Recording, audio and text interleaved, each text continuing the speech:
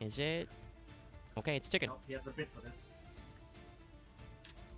Okay, I got it. From the deepest depths of the netherworld, I bring you fire. Wait a moment. What do you mean we don't have fire? Well, at least we have a dwarf.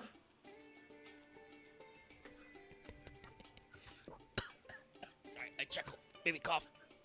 Okay, it's not Throw the the greatest. dwarf into the fire. At least we don't know how the dwarf got there. It must have buried down deep. Yes, the dwarves can enter the netherworld because they're gremlins. Thanks, Friendly Casual. Why does that feel like such a backhanded thing to Omega to say hi, Loth, and go? What the fuck? Yeah, we're just streaming out here. It is Loth's meme on screen, but yes, hello. Yeah! Yay. This is the small version, not the version I used for the thumbnail because I had to increase the size. Yeah, this is meme for ants. That's readable. But But yes, in case you couldn't tell, we're gonna talk about Infernity today, because I don't want to say you, because it was literally 3 people, but it was the top voted for the Patreon poll for this month. And if you were trying to make me suffer, guess what? You won't. The audience just wants you to suffer, Omega. At least it says in Blackwing. It's true. That would be very long. Infinity's not actually that bad. When we get to if we ever do Black Wings, it's just gonna be me talking about how much I like to eat them. Like Bird. Or probably just talk them about like which one is the drug dealer of the sort. This is gonna be. This is a bird. This is a bird. That's a bird. That's another bird. That's a sexy bird. That's a bird on crack. Yeah, Gale's eyes are bugging out. He's tweaking. That bird has crack eyes. And then the which one is? I think it's the. I'm going to just say the level 4 one that can reborn itself from the graveyard is the drug dealer, just because. Zephyros does get around a lot. But yeah, so Infernity is a long-running, popular deck that people like. It is an anime deck, which is part of why I think it is important there. And Infernity is a very interesting deck. Yeah, look, Pa, no hands. It is one of the first, I think, like, proper archetype decks, like in the 5. Yeah, it's one of 5D's major archetype decks that actually exists and does stuff. Second of all, it's also in general one of the first like archetype decks to take off. Period, because like Glad Beasts and Lightsworn obviously existed, but they were in kind of that nebulous dad space. Yeah. Junk wasn't a real deck for a long time because for a lot of stuff going on, a lot of Yu-Gi-Oh protagonists just had pile decks, so it took them a while to get that sorted out. Then whatever those Iron Coil archetype was supposed to be. Yeah, Iron Chain is like 3 cards, so that didn't go anywhere. Just one fight. Yeah. So like 4 monsters, 3 cards, 1 in. And Blackwing took a while to get started. So Infernity has a lot of long history. I would say similar to Blackwing in terms of like fan favoritism and longevity. And Blackwing has also been good. I don't think it's been as good as Infernity. To this day, in the TCG, I believe both Launcher and Infernity... Actually, I can check Launcher right now. Infernity, Archfiend, and Launcher are both Limit 1 in the TCG. And in the OCG, Launcher is still semi-limited.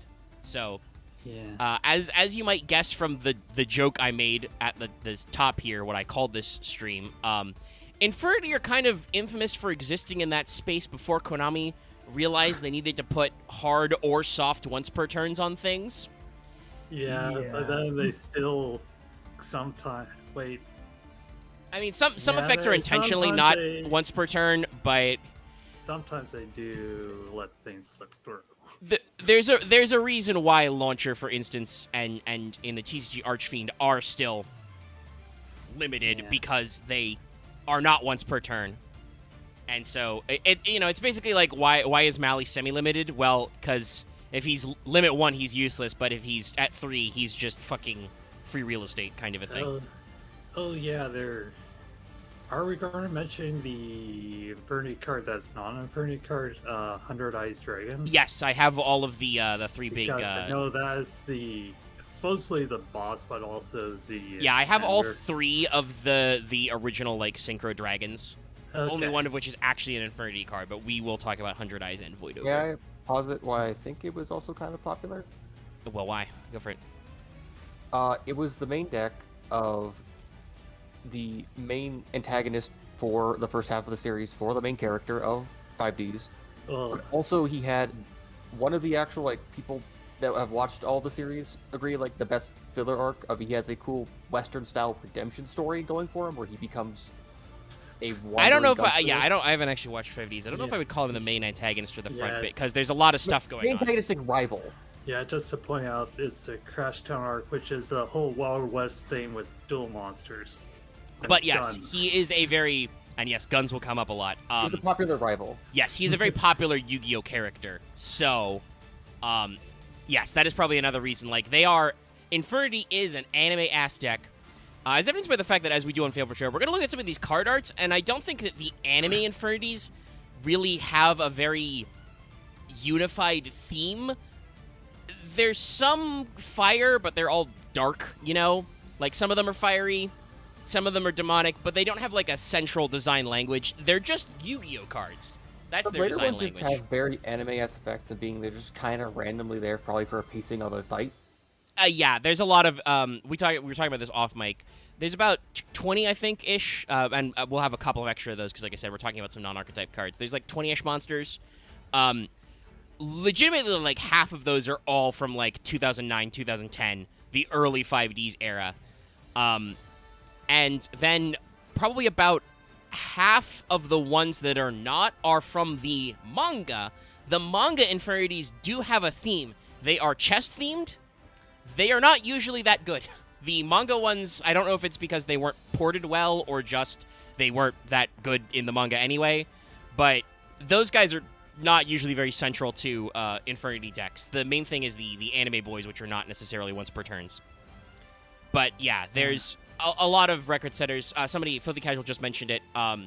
Infinity also established lots of themes, like the most common one, I think, is using the phrase of Infinity Barrier to describe a archetype's archetypal Omni-Negate, because they are one of the first archetypes that had an actually, like, practical, searchable in-archetype Omni-Negate. Like, I think the Gravekeeper one came out a little bit after or before, maybe?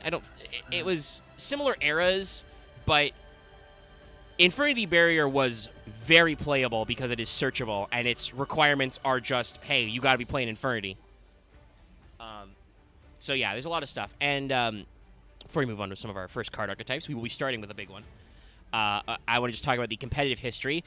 Infinities have been very competitively viable. Since about when most of their cards came out, they were making top cuts, including some firsts in 2010.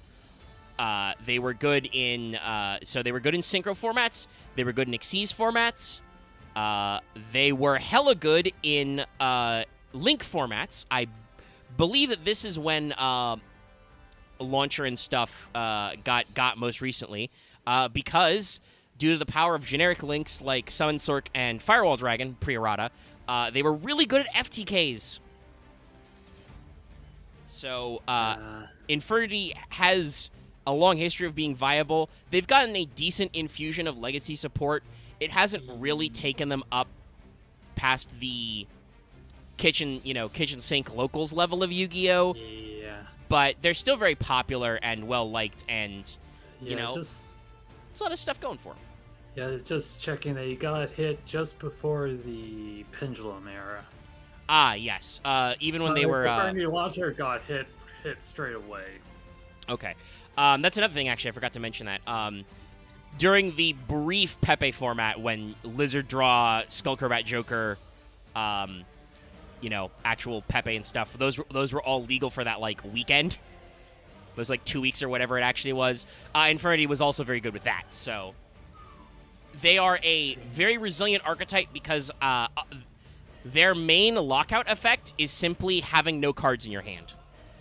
That is their big theme. That was kind of the character in the anime's, kind of gimmick was he would, get rid of his hand and he would do a lot of top decking. I remember a kind of thing from people who like talk about like history of Yu-Gi-Oh! That people, Infernity's records were also due to people being good at sleight of hand, of just kind of misplacing their hand. I mean, no, that's a joke that MBT makes. It wasn't.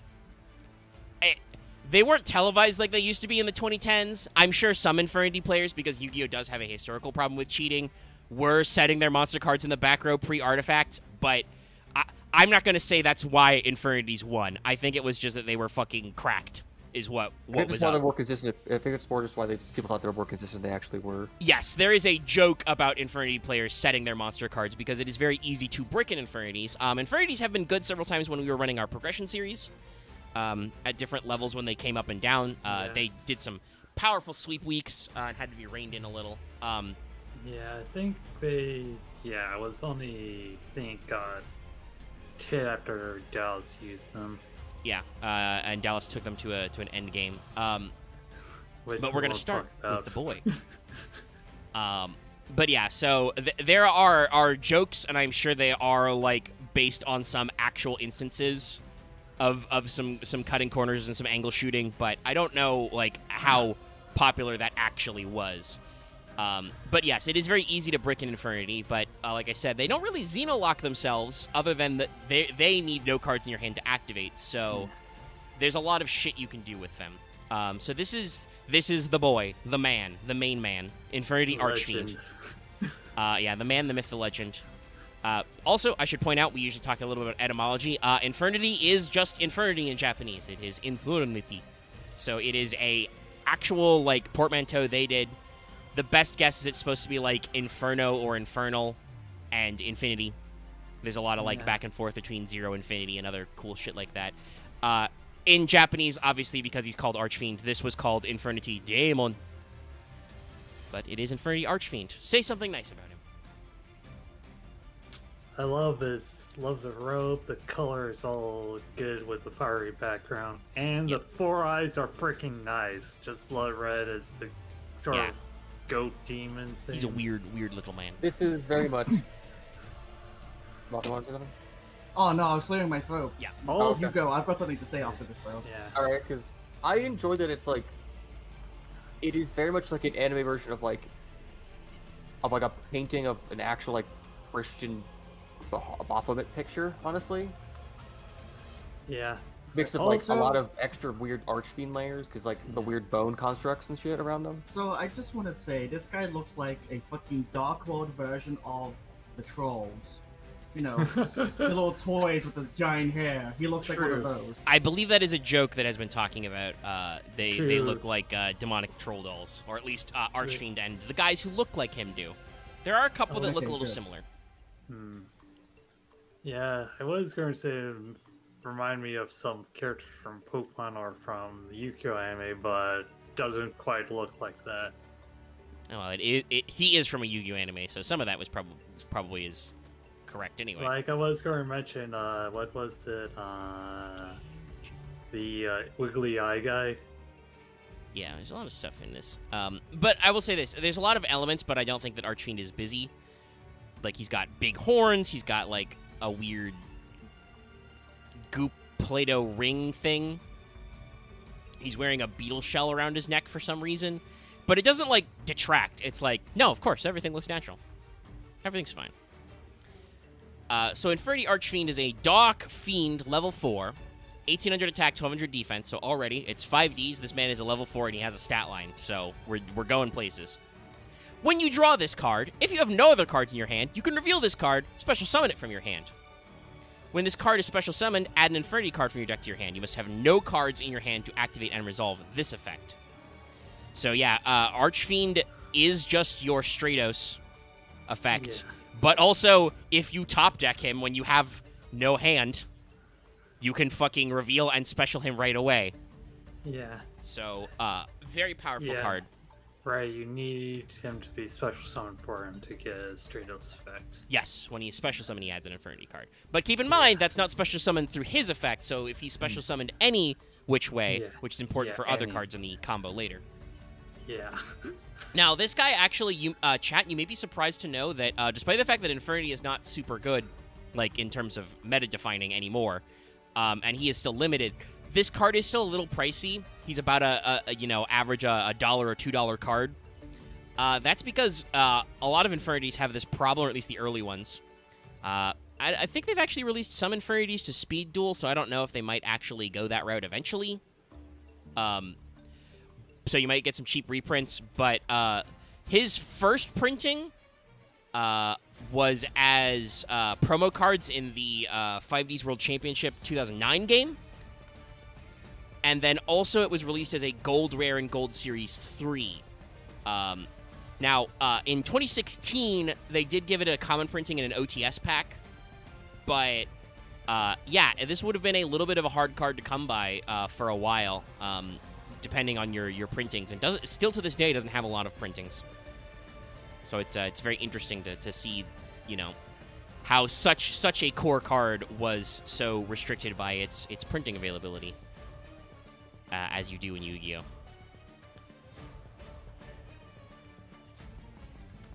So, if we have nothing further to say, we're just going to keep going down the line. Because guess what? Remember how we talked about how there are guns, chat?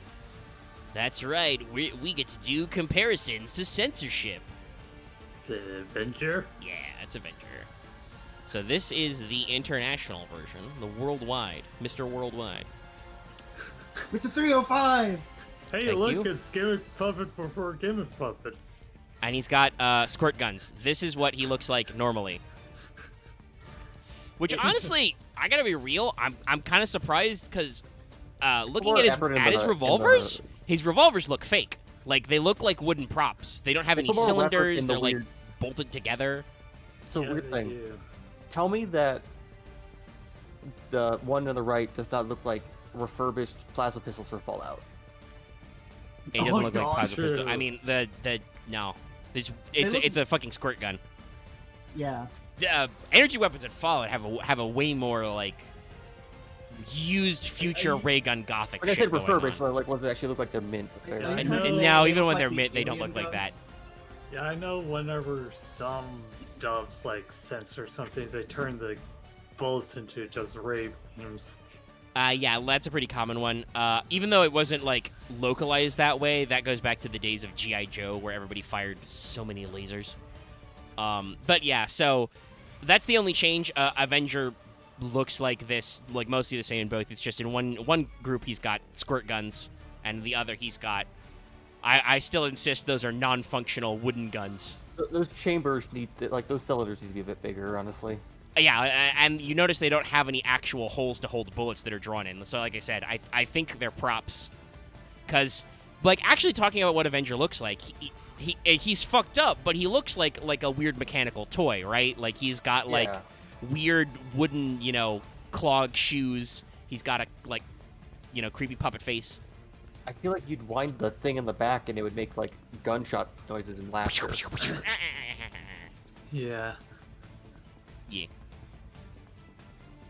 But yeah, the censorship is a little goofy, but Avenger is otherwise all right. Like, there are parts of him that I think are intentionally a little silly.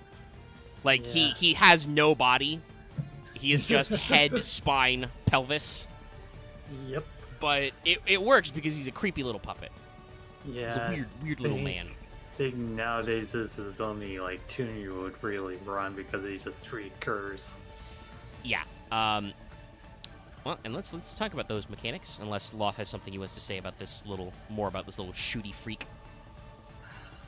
He looks like the kind of thing. What's the best way to put it? He's a cowboy version of Cheap Trick. That's the feeling I get from this. Oh Thank you, wait, that- this guy I does know not I have agree a with you. torso. Yeah, he's He's literally just hips, He just tiny, like. Yeah. I just said realized something that about now. Yeah, that's what I was talking about earlier. This man has no Sorry. body. No, it's okay. Body. I mean, also, it's funny you say that, Loft. Now that you mention that, you know, everybody take a shot, knock on wood. This is a JoJo's reference. He does look like a stand, doesn't he? Yeah. Oh, like that. Wait, I think it's that one that attacked Polnareff in the hotel. Yeah, it could be like Oh. Ebony Devil.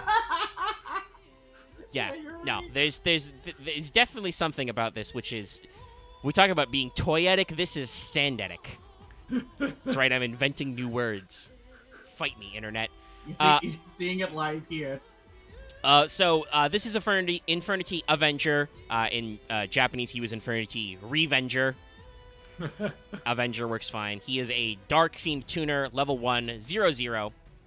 When a monster you control, except Infernity Avenger, is destroyed by battle with an opponent's monster and sent to the graveyard while you have no cards in hand. Yes, that is all one statement with several commas. You can special summon this card from your graveyard. In that case, the level of this card is equal to your destroyed monster. So, yeah, Avenger is a tuner. I don't know if he's one of their first tuners, because he came out in the Shining Darkness, so there might have been a couple of others. But Infernity Avenger is certainly one of their better tuners because he recurs. He technically level fixes. Obviously, being level 1, he is a 1-for-1 target, which 1-for-1 also calls for you to discard cards. So, not a bad card to run to get monsters out of your hand in Infernity anyway. Yeah, both tuners came out of. Okay, so yeah, so this is one of your tuner options. It's still fairly decent because of its recursion and the fact that it is a level 1 tuner, at least, you know, in the deck. So Yeah. a perfectly passable boy. And certainly, once again, I would like to reiterate, that's not once per turn at all. Yeah, just So comes back. like if you have It's enough great. monsters to cycle through to bounce around, as any monster, I think. yes, it is any monster you control, as long as it is not an Infernity Avenger. So, you can't really do, like, multiple copies that way. Yeah. Well, actually, no. You can summon multiple Infernity Avengers that way, because, none of this is once per turn. So, if one monster you control is destroyed, I think they all trigger. I don't know if this misses the timing. It might, maybe. It might, because it is a when, but Maybe. still, Sorry. it's just like... It's not a super effective tactic because, like I said, it doesn't activate off an Avenger, so you eventually run out. But if you have enough guys to start with, this can feel like the infinite conga line of assholes kind of trick that is hard to get rid of. These days, it's not as relevant because it's only by battle, Yeah. and a lot of decks like to clean up before the battle phase. But yes, certainly a functional boy. All right, and let's talk about a card. A card so old and not important to Infernity, it's in Speed Duels. Is it dwarf or beast? It's Beast. It's Infernity Beast. It's always a good sign when a card is put into speed duels. Oh yes, this one has the. Keep in mind, Loth, that Speed Duels is only up to the GX card pool, normally. Oh yeah. It's this- a little goofy. Yeah. Go ahead, yeah, Marth. this. I'm a fiery malaise. All right. This card is just bad. Yeah, so Is he, Also, like- some have been given ancient gear effect? is he, like, bullfrogging to spit fire? Is that why he has water balloons on his neck? Yeah. what the fuck? Is this a furry Did this a furry just become the Flameville Beast later on?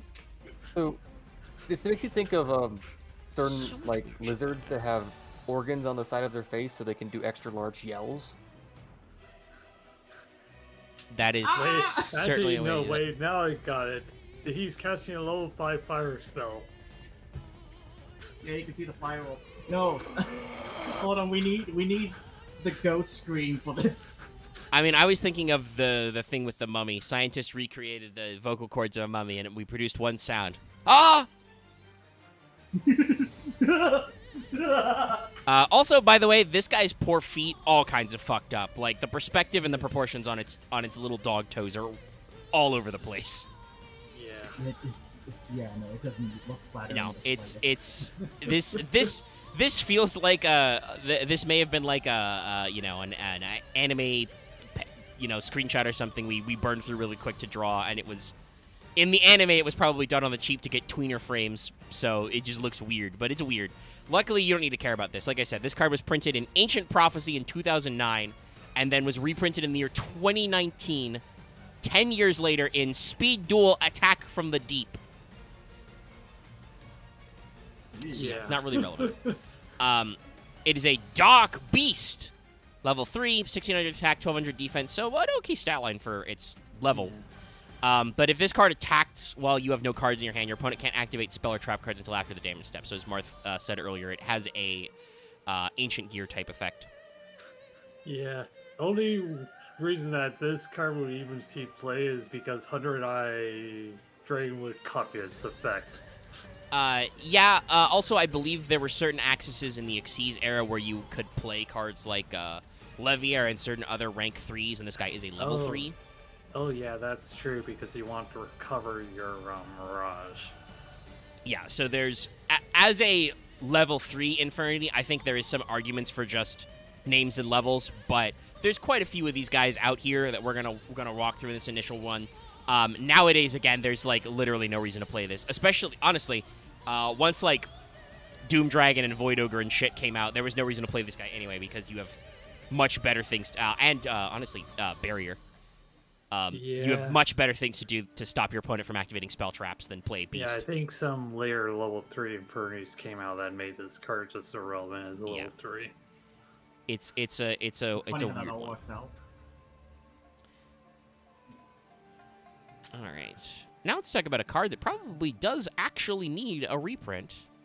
Also, we're probably not going to talk too much about this card art, but it's Infernity Beetle. My God, it's a beetle. Look at him. Look at it. Oh, yes, the beetle that just kills itself once you put it on the field. Look at it. It's a very shiny beetle. But it's also a shiny beetle. The green eyes, the mandibles look terrifying, and those lavender-colored wings all look great on a rainbow-colored background. Yeah, it's a great piece of art. It doesn't look like a lot of the Infernity cards we've seen so far, but it's not a bad art. It's just weird. The horn sticking from the head just looks off. The perspective on the top horn looks a little weird to me, yeah, but I think that's just an angling thing. Yeah, because it looks like it's meant to be like mandibles, but it's not. It's just a separate horn. Well, that is how actual like rhinoceros. There are since we did Bee Trooper last week, there are beetles that look like this. Speaking of which, by the way, that's why I say this card needs a reprint. This is a rare from 2010 that is $1, like $5 in some places, because it has been printed exactly once. Yeah. And as I said, this is a Dark Insect tuner. There are actually decks that might like that. It's a level 2 tuna, 1200 attack. Tuna. While you have no cards in your hand, you can tribute this card to special summon up to 2 Infernity Beetles from your deck. So this lets you cycle. You can get guys out of your deck. You can get 2 tuners on the board, which means that you can do synchro climbs and stuff, which is actually like really interesting.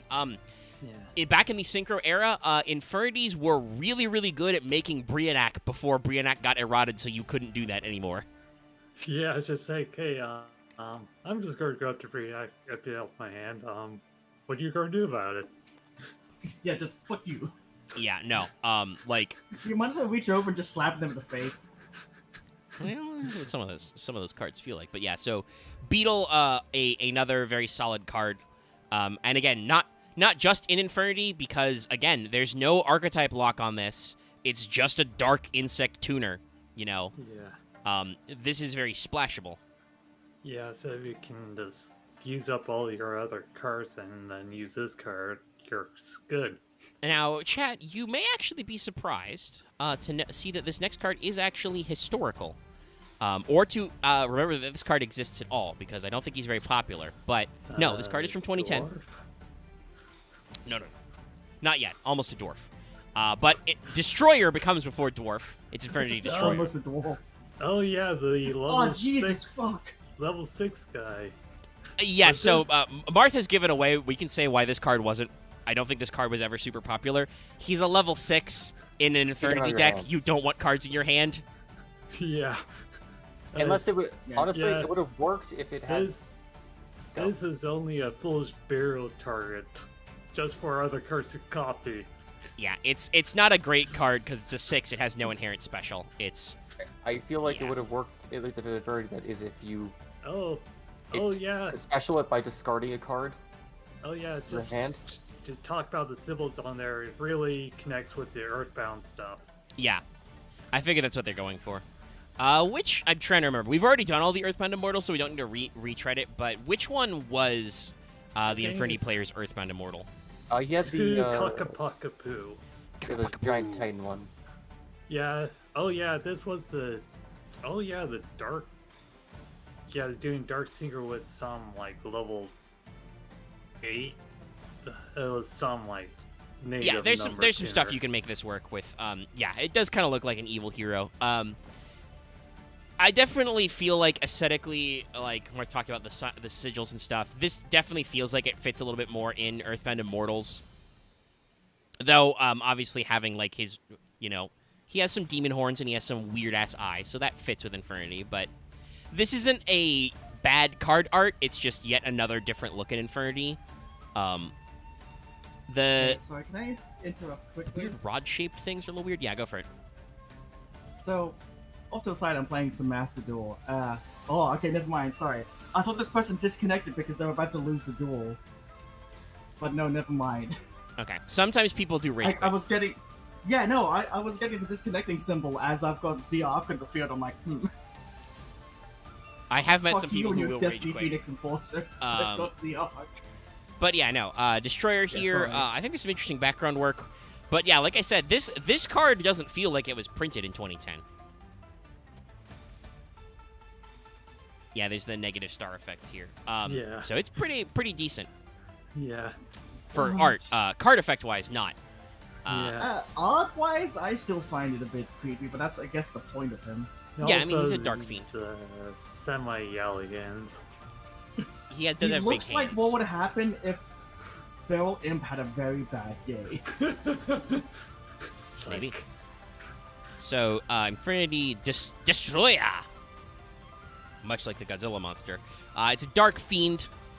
Level 6, like we said. 2300 attack, 1000 defense.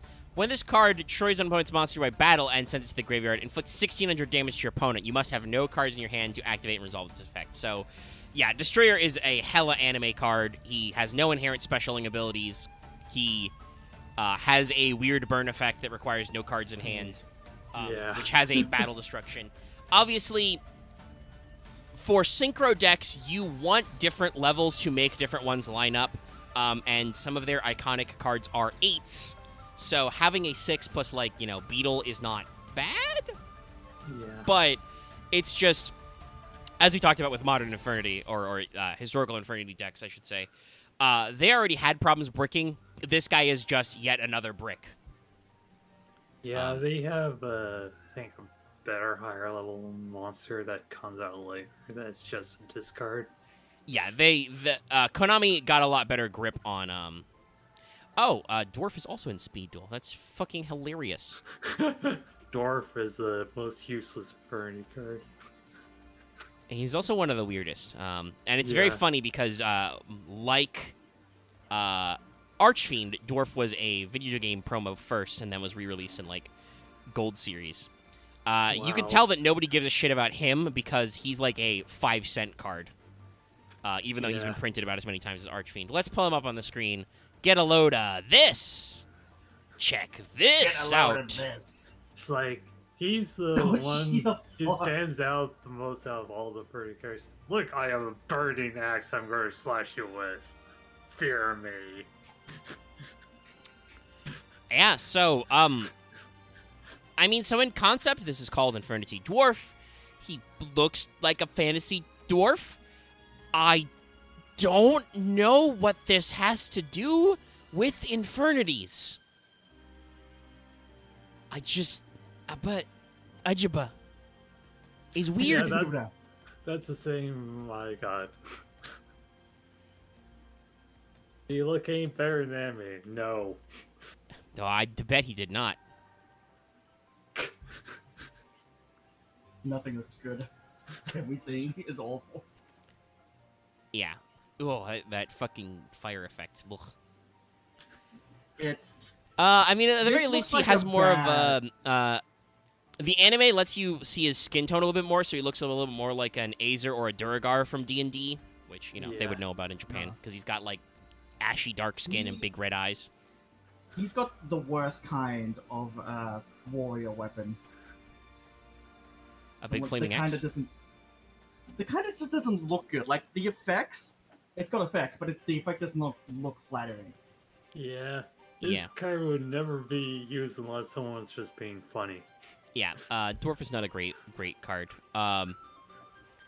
So, Dwarf is a Dark Warrior level 2, 800, 500. While you have no cards in your hand, if a monster you control attacks a defense position monster, get piercing damage. So, he just does a continuous effect to give you piercing if you have no cards in hand.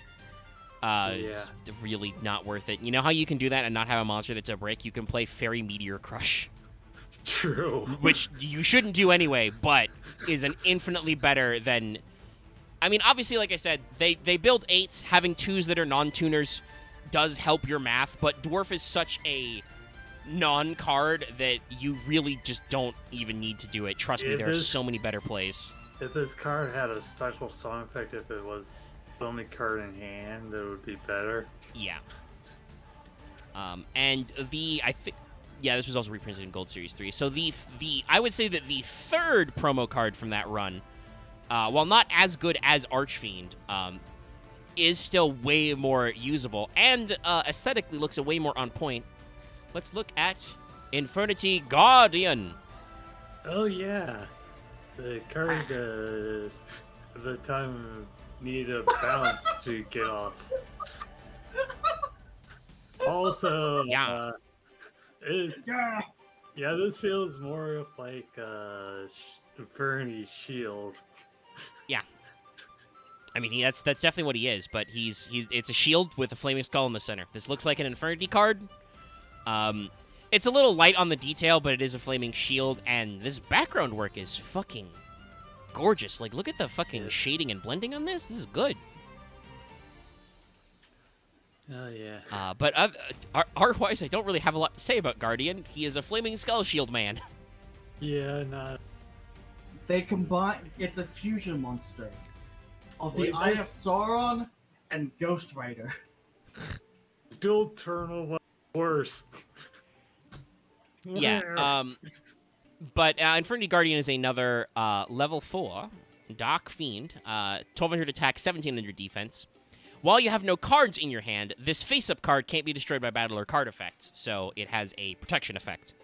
Yeah. Which, considering when this came out, you're playing a Synchro archetype, so you need numbers on board, and it's just a wall. Yeah. This card is actually decent because it's battle and card effects. It's And just in case you only have like monsters and a trap card and you can't get rid of everything, play this card. Then if you have Phantom Hands, play that. yeah. You can protect yourself.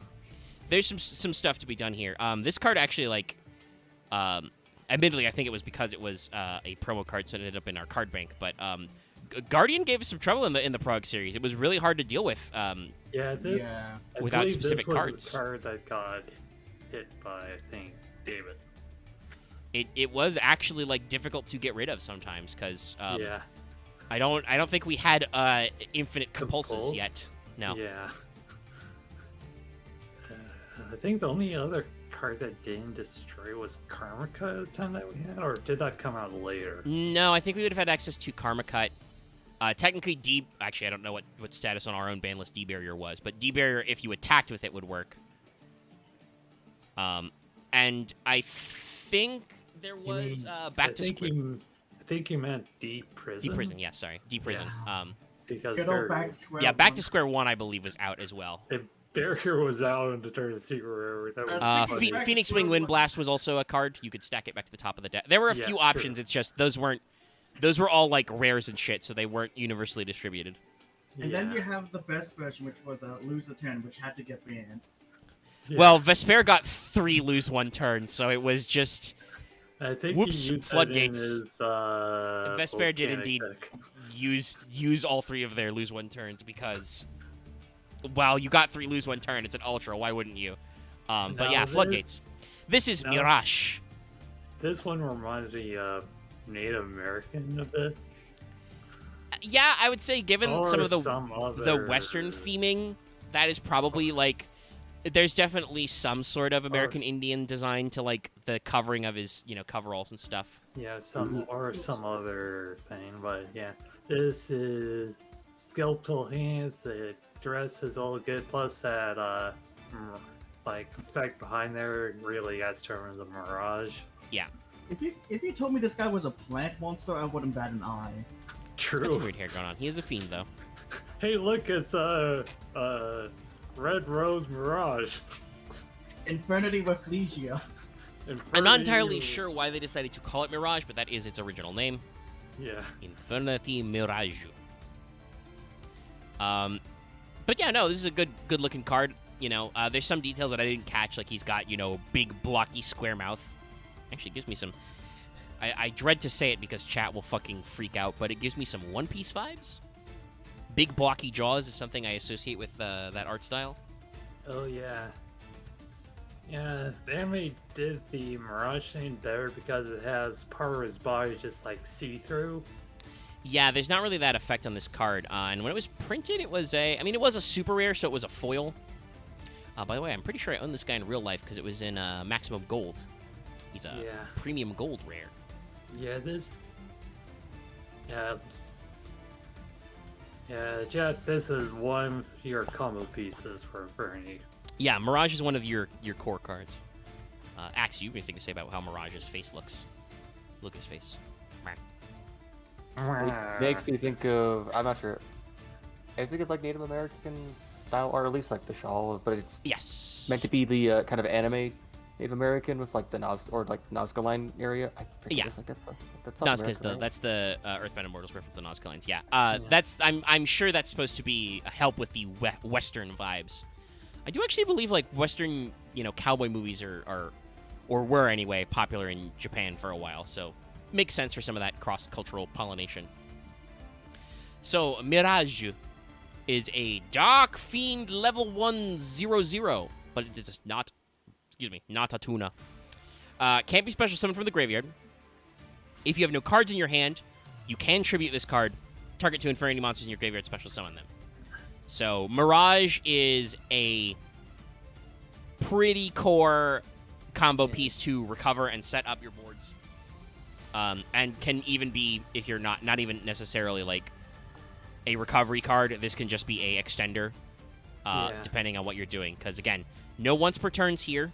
Admittedly, while it can't be special summoned from the graveyard, there's nothing keeping it from being, special summoned from being banished. We talked about future Levianeer lanes, Leviair Dragon, Sea Dragon. Or somehow gained back into hand. Yes, or if you can recycle it back from your hand from the graveyard, that's perfectly okay, So, obviously, this can help you extend plays by getting, tuners and non-tuners back on the board. It can help you set up if you, foolished them or something, or otherwise got them into your graveyard. If you discarded them, perhaps, set up a synchro play.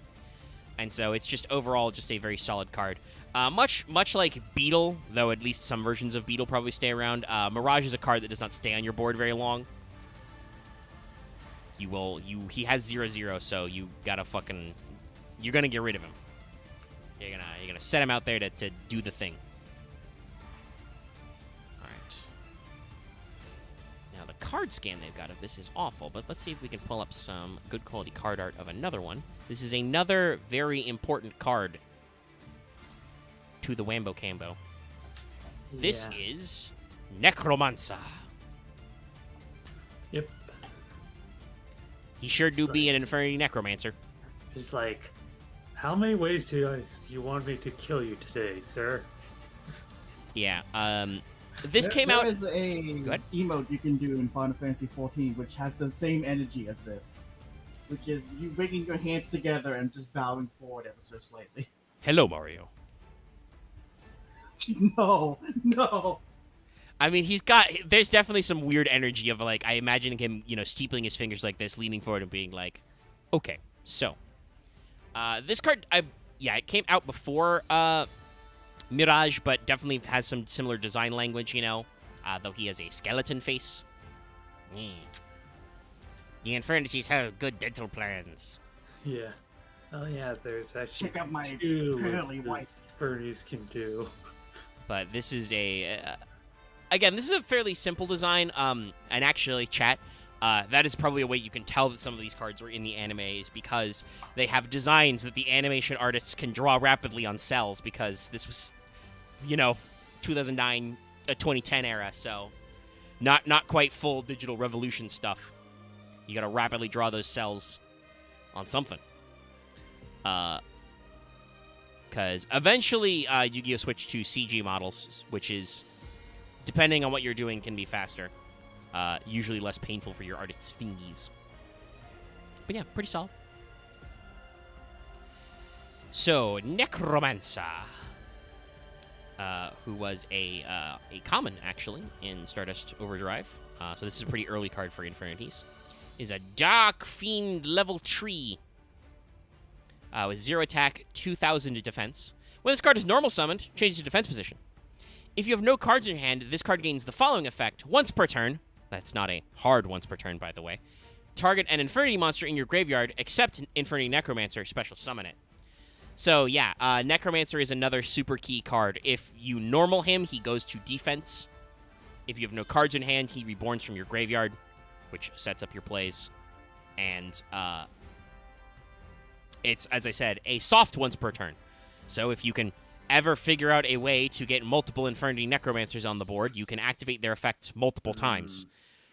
Just side eyes Mirage. Yes.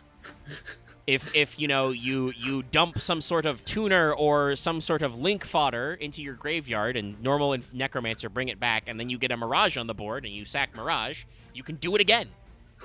So yeah, Infernity is a very powerful swarm deck that does these kinds of things through the primary playmakers you have are going to be Archfiend, Mirage, and Necromancer, and just setting up, getting dudes out, getting boys, getting lads. There is one more card from this era before we get into their extra deck monsters. And he was actually played, but not played in normal Infernity decks. Okay. No. We'll show you the regular card art first. But this is another card that got censored, and you'll see why. So this is Infernity Randomizer. This is what his normal card art is. His uncensored. Gun. Jesus fuck. And this is what he looks like in the international market. Look at me. It's So the plasma coil. the original version of Infernity Randomizer, whose name was Infernity Reloader originally, is already pretty jank. He's got like a weird double-ended revolver cylinder thing with some pretty obvious gun barrels for his like shoulders and no legs. I mean, kind of hit me where it's like, stop, he's already stupid. Yeah, that is kind of like he already looks like a dumb, especially with that look on his face. Like this, I should fucking cut this out and make it like a Discord emote. Like just, oh! I'm just thinking the Serious Sam, enemy noise. Just, oh! Oh no, not those guys. Oh yeah, this was. Oh, the headless bombarder. Yeah, Yeah. Look at him. Look at him. How? This was a filler card. This was used in a filler arc. I mean, when we read his actual effect, yeah, he sounds like very anime nonsense, but he already looks like a weirdo. And then they did this to him, and I don't... It is random, that's for certain. But other than that, I don't know what is going on here. He's got, like... Tesla coil plasma gun shoulders, but also got like a goop tube. There's a lot of goop actually. He's got, fucking lava lamp shit in there. I don't know what is this. So yeah, Randomizer's a weird lad, but very funny. His effect is funny as well. By the way, chat, you probably know this because this was a meme a while back, because it came up in some SEMO history type videos. But it's time to play your favorite game. What type is this monster? Chat, what type is Infernity Randomizer? There's 13 of you. Some of you should be able to guess. I think it's a warrior, but I have no fucking clue. All right, Lost says machine. Axe says warrior. Chat, what do you got? What do you got for me? Assuming you don't remember immediately, like I said, because this... a couple of these decks showed up in History of Jank, and I'm sure MBT yelled about this. I'm going to say, Beast Warrior. All right, Beast Warrior, getting out there. Somebody guesses Fiend. If it was Fiend, we probably wouldn't be playing this game, but yes, decent guess. Anybody else? Any other takers? And if you do already know, you could at least give me the feedback and say, oh, I already remember. So that, I don't feel like I'm talking into an endless hallway of nothingness. The long, dark hallway of my soul. Perhaps you are. Perhaps you are. I might be. Well, a couple of people have actually guessed it correctly. So Axe and Filthy Casual are correct. It is actually a warrior. Oh, Board Former guessed Pyro at the last minute. Nope. That would make more sense, but no. No, this is a warrior. This is a human man, according to Yu-Gi-Oh! A perfectly normal boy. Oh, hey, this looks like another stand thing. It does look like a stand. It absolutely would be a stand. All right, so a dark level 1 warrior, 900 attack, 0 defense. Once per turn, soft once per turn, by the way. While you have no cards in your hand, you can draw 1 card and reveal it. For a monster card drawn with this effect, inflict damage to your opponent equal to the level of that monster times 200. For a spell or trap card, you take 500 damage. So, if I remember rightly, the way this worked in History of Jank was Randomizer was used in basically, like, deep draw burn deck strategies. So, you would either reveal, like, huge monsters to do a lot of burn damage, or you would reveal spells. You'd take 500, but that spell would be something that, like, advanced your game state anyway, so it didn't matter. While that deck did actually, like, show up in some tournaments, I don't think it was, super successful or consistent. It's just a fucking freak show deck. So it's a meme. I think some people good at Yu-Gi-Oh! Were able to play it, and it certainly has, like, a interesting matchup, but it was absolutely not, like, consistently very good. It's a weird one.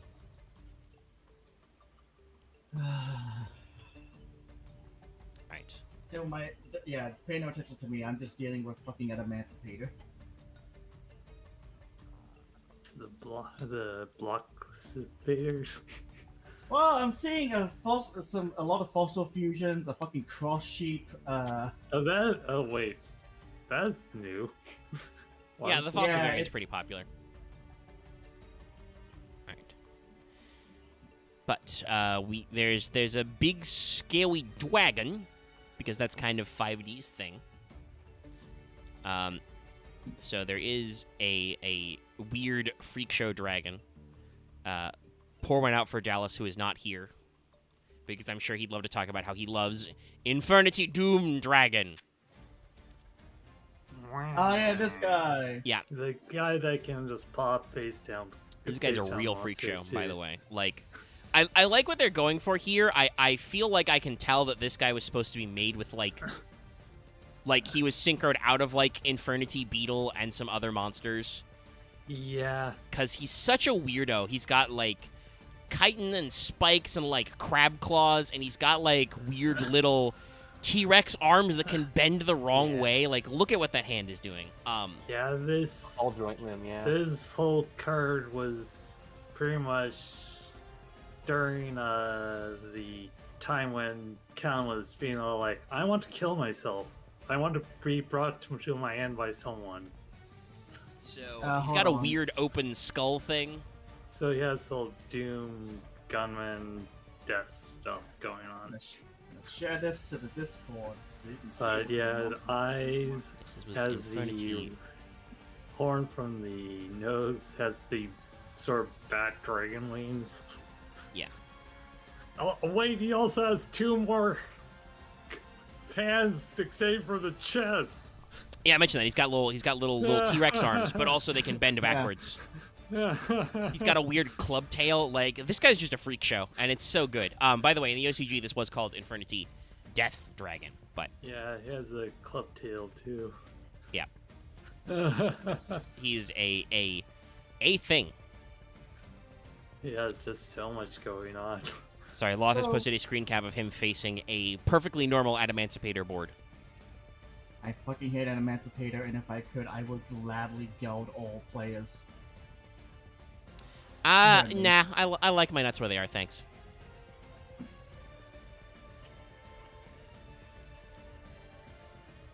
Loth wasn't expecting me to drop that one. No. Little did he remember, I played Adamancipator when this game first came out, because the No, I know meta you played was Emancipator. ancient. I'm talking about the people who do this. Yeah, I don't think I played Adamancipator since Barone came out. The fossil support is pretty unique. That's a good way to do a rock deck, but there's a lot of interesting things going on here. I just hate fucking cards like Why did you- Appaloosa and... I don't even know, why would What you... the fuck is... Jesus Christ! That's a dual terminal thing 100 of the Burning Doom Dragon. Yeah, he's a weird Just freak coming show. out of the screen at you. I don't know It's like Michael Jackson's coming right why at they me. decided to make a... What is that, a 4-mat Appaloosa? Or is that 3-mat? I It's- don't remember how Appaloosa works. Yes, They just kept going. that's 3 This mat. is- Okay, 3-mat, This alright. was their second turn. Or their first turn. I can't remember. No, it was their first turn. No, I mean, they It made was a- negate, so it's their first turn. Yeah, because I think Appaloosa has 800 per thing used for it. Okay. But anyway, yeah, enough about that. Well, As much yes, as I hate Doom Dragon. So this is a Dark Dragon Synchro monster, level 8, 3k attack, Is- 2400 defense. I forgot, is that his eyes up near the weird Yeah, he's got fungal- 4 eyes, yeah. Okay. He's got some eyes up there and his weird skull open. You can see some brain in there, too. This guy is basically just like a Xenomorph's like dreamboat. Yeah, it is not technically generic completely, but it's pretty generic. It requires simply 1 Dark Tuna and 1 or more non-tuners. Once per turn, if you have no cards in hand, select a monster your opponent controls, destroy that monster, and inflict damage to your opponent equal to half its attack. This card can't activate the turn you activate this effect. So it's just soft once per turn, pop a card, do burn damage. Doom Dragon is not the most famous dragon that is technically connected to Infernity, though it is the only one that actually is called Infernity. But he's still kind of an asshole. He pops, he does burn damage. Yeah. And even if you can't activate his effect, he is still just a good, has the same attack stat as a, whatchamacallit, Red Dragon Archfiend, So, Yeah. definitely got some potential as a boss monster. Yeah. Oh, this poor motherfucker hasn't, this is a $10 card. This poor motherfucker hasn't been reprinted since 2010. Wow. Oh damn. Yeah.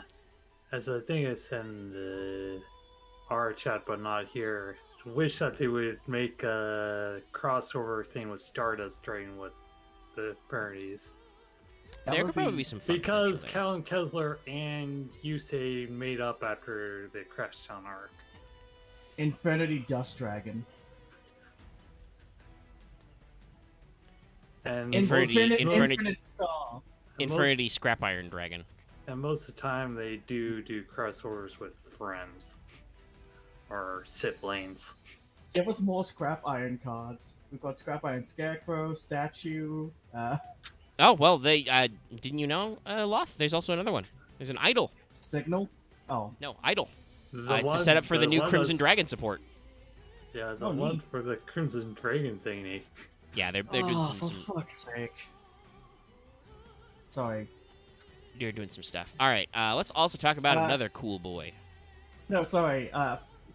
Duel immediately afterwards. It's fucking Tri this is- Brigade on the first turn. Appaloosa. What the Oh, hey. Loth? Why are you fighting people from the year 2020? That's not what the. Did you reset back to rookie so everybody's just playing their year-old decks? Like what the I'm fuck? Fighting Japanese people in silver. Okay, all right. I don't. This is weird. It's weird and fucked up. That's not how that should be going. That's not what the meta should be like. Look how creepy this guy Anyway, is. yeah, Not this fighting is any back- 100 Eyes Dragon. I like this guy. He looks like his life is pain. Yeah, it's like all those eyes. He's also dripping like ooze. It feels Yeah, like an this evolution is- of the Vanquish Why design. does it feel like this guy is connected to darkness from GX? I also want to say his torso gives me Summon Skull Archfiend vibes with like that skeleton on the outside kind of like muscle tissue tone. Like this is just a Yu-Gi-Oh ass Yu-Gi-Oh card. This is a great card. True. 100 Eyes Archfiend Dragon. No Is it weird, longer like, Red Eyes card, yes. Honestly, Yeah. it's more. It just makes me think of like Relinquish swallowed a dragon and then just kind of its body formed over it. That is kind Yeah. of how Relinquish do. So yeah, it's like that. It relinquishes the Grey Goo. Yeah. This card was technically a little on the later end. It was a Shonen Jump promo first when it came out in tins in like 2011, but still, it's part of all that initial level. In Japanese, this was 100 Eye Dragon, and did not have a hyphen, which was part of our problem. So this card has actually been errated. It was originally 100 Eyes Dragon with a hyphen because that's usually how Konami of America and Upper Deck handles translations of like blue eyes, red eyes, etc. Well, guess what?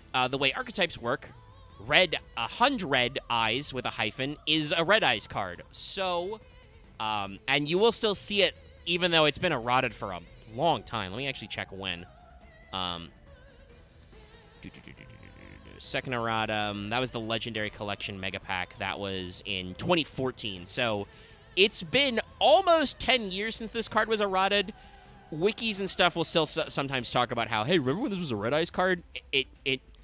We all know that was unintentional. It has been errated to fix it. I don't feel the need for people to keep beating the dead horse there, but it is a fun fact about it. Yeah. So 100 Eyes is a little bit of a weird one. It is a manga card originally, I believe. This was a Dark Synchro. Actually, it's anime. It was the Because anime, this, okay. This was the dark synchro that you used. Okay. But If this you want was to talk about a the manga one that's Void Ogre. okay. So Void Ogre is the only manga one. But yeah. In the anime and stuff, Dark Synchroing was very different. It was like kind of what Ursartic's gimmick turned into, where you used like inverses and negative numbers. The way that the actual card game handled it is probably for the better, where it just requires dark tuners. Yeah, It's a lot easier to parse. Because if they did negative numbers, you could get crazy numbers with that one equip spell that says difference between levels equals my attack points. Yeah, there's some weird shit out there. Sorry, And they I need kind to of say something. go ahead. Whoever decided Tri-Brigade Revolt should be a normal rarity card in Master Duel should go fucking die. Rarities in Master Duel don't make any sense. Yeah, true. I mean, to be fair, that pack is like 4 archetypes or something. It's pretty ludicrous. So getting like a single normal is weird, but Revolt is a really good card. I'm pretty sure that was like at least a super, if not higher in real life. Anyway, sorry, please ignore me. I'm just molding Also, the video. if you're who the like Loth, I feel like this is just like your fault somehow. You're just cursed. It's 2022. People should not be playing fucking Revolt.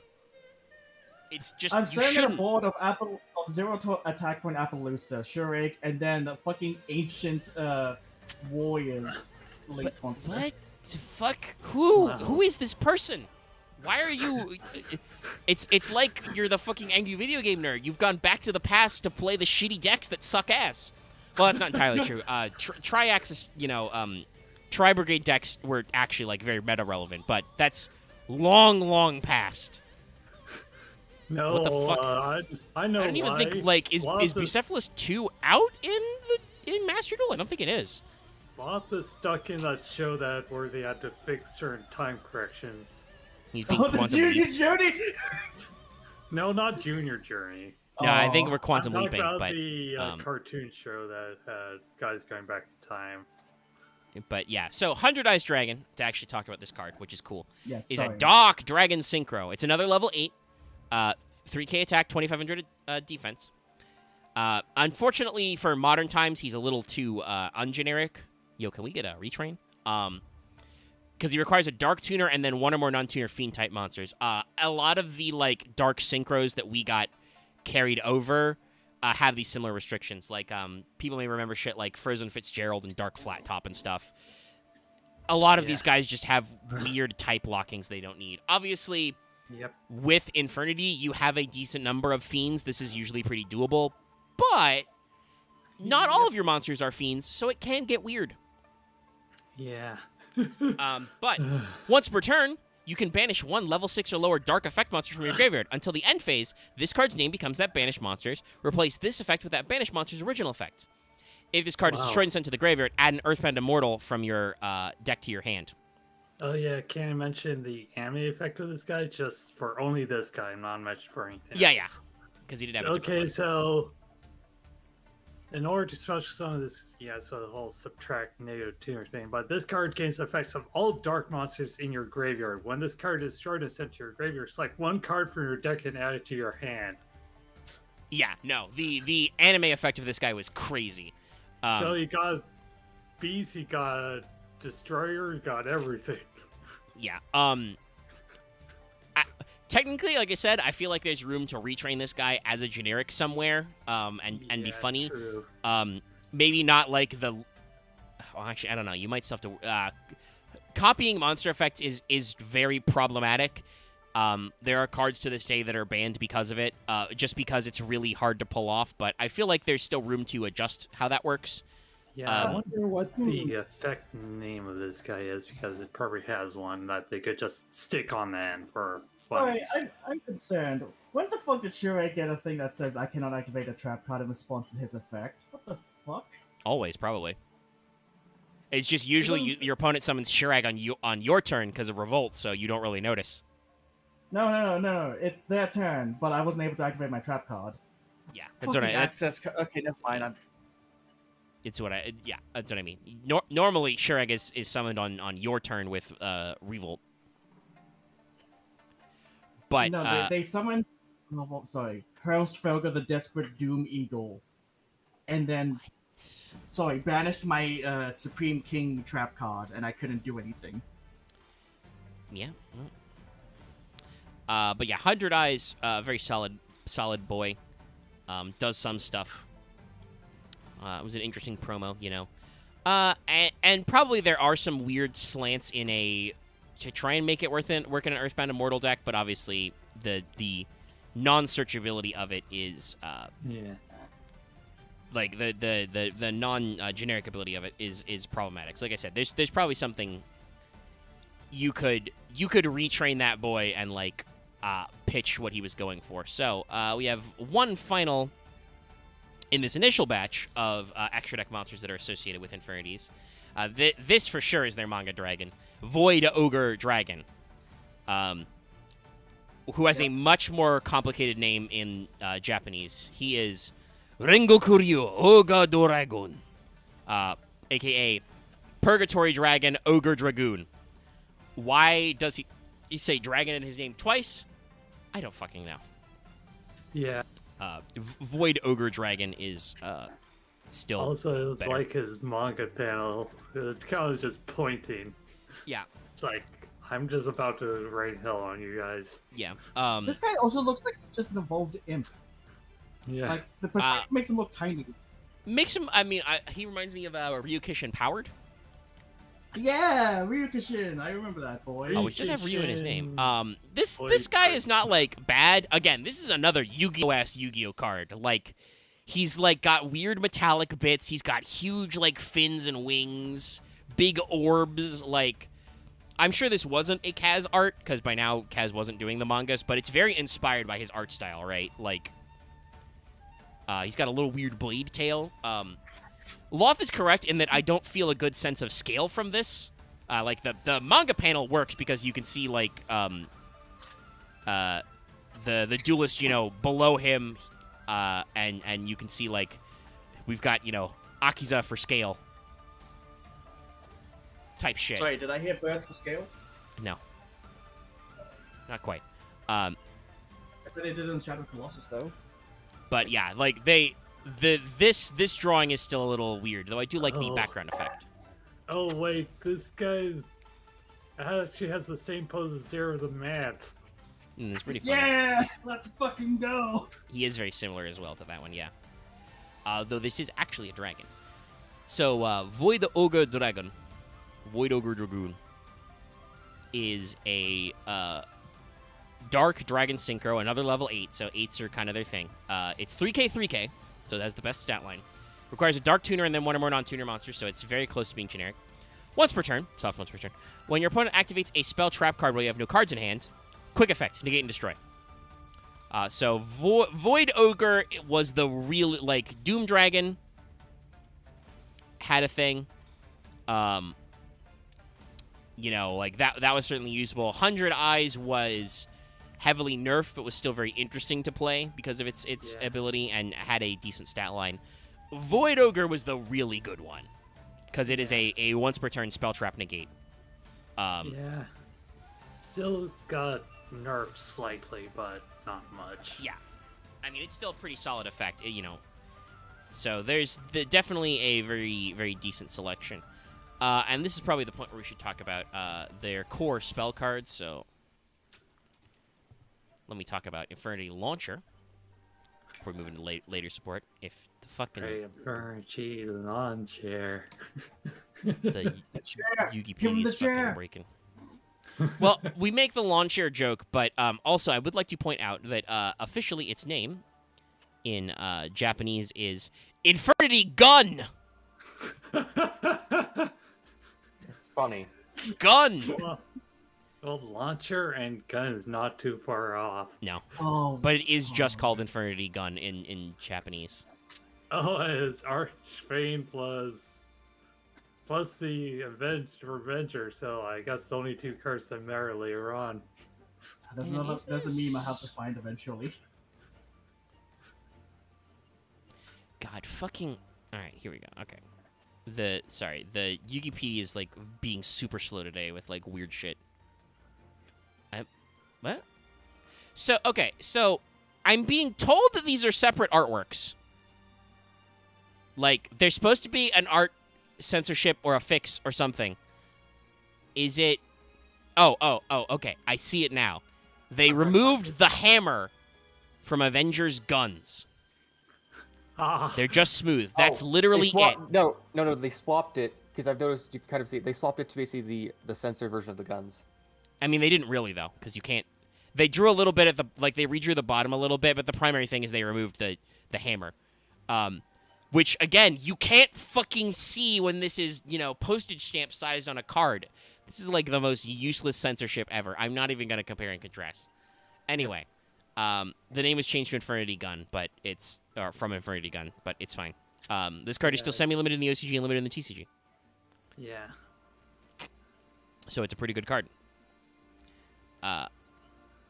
Also, at some point was called Infernity Rancher. Don't think that was official ever. That might have been how it was called in the anime. Yeah, actually, this card never appeared. This card never appeared in the anime. Oh, okay. They just had slow turns so the guy could actually build up. Maybe it's a joke about it being translated that way. Anyway, Yeah. Else equals odds. Yeah. even though it's called Infernity Gun, I don't know. Yeah. So this is a continuous spell card, once per turn, soft once per turn.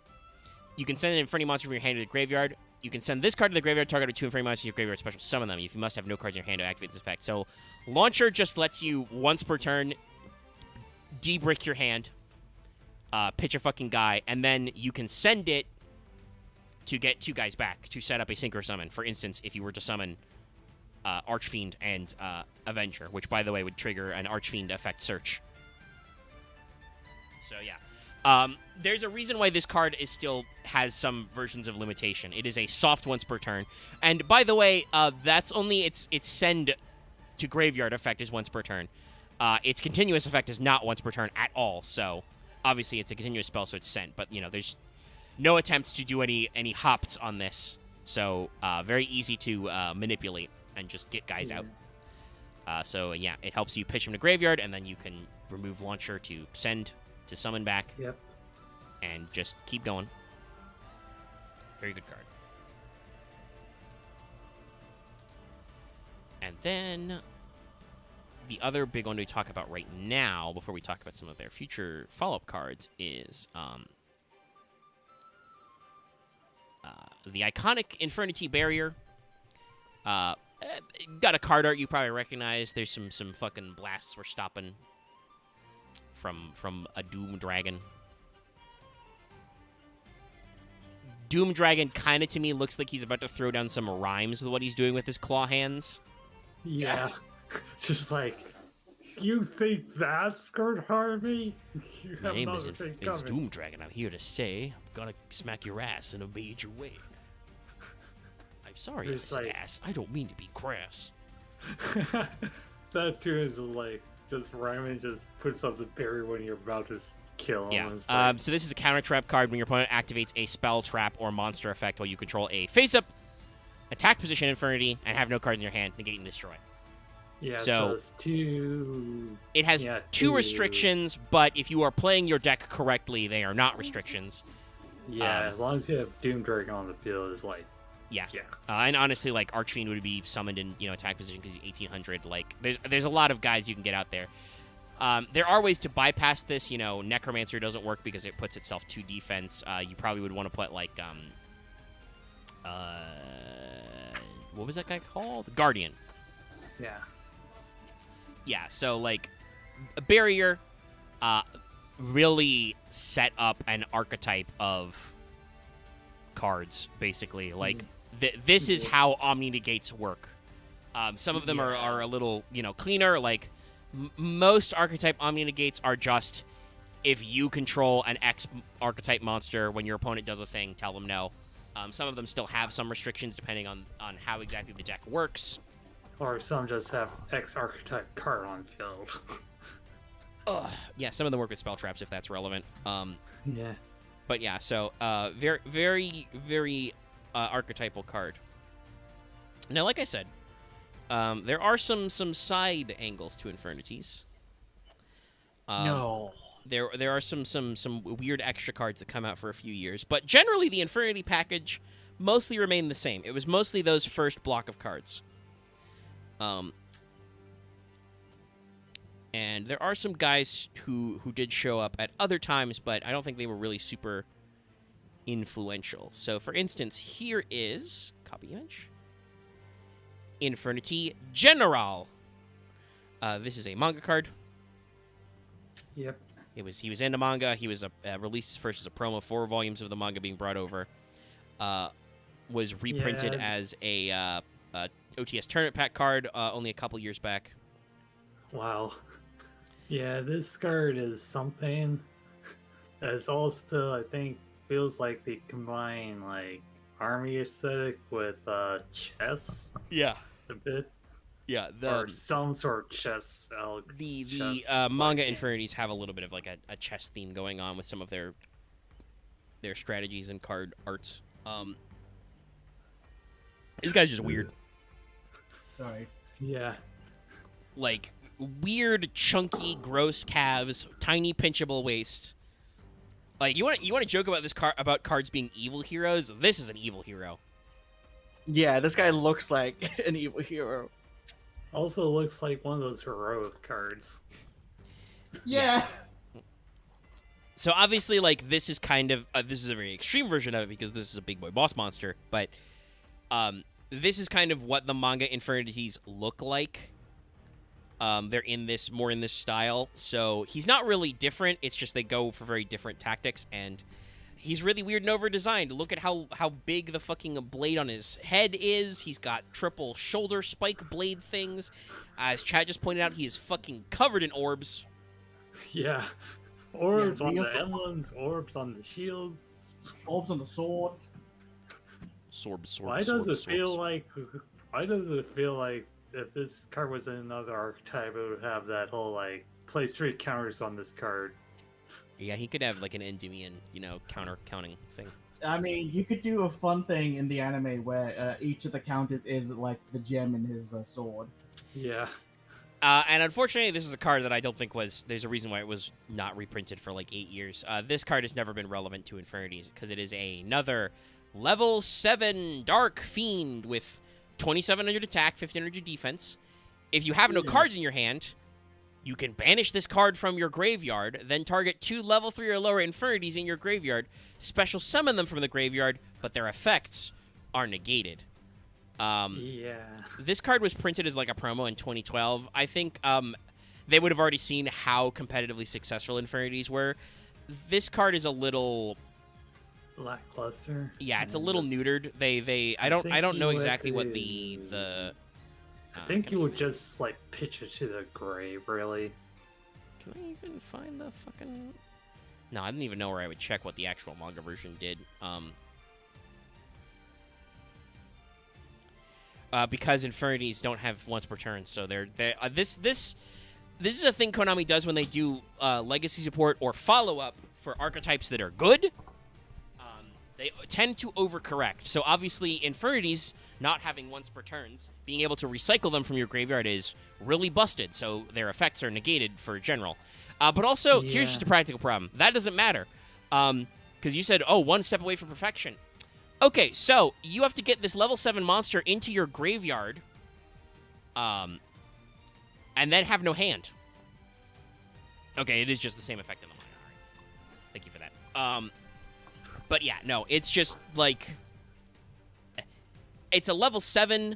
It's not even a level 8, so you can't even like play like trade in to like cycle through your deck or shit. Like it's just not a really good card to add. It just sources another brick. Yes, you can play Card Destruction at 1 and Foolish Burial at 1. You have infinitely better targets for those cards than to play any number of Infernity General. Yeah, I think there's only like one card, draw a card that's with a 7. I think that one just puts the card back into the deck. No, Sacred Sword of the 7 Stars banishes a level 7 monster to draw 2 cards. Okay. So also not good because it doesn't go to the graveyard. Yeah.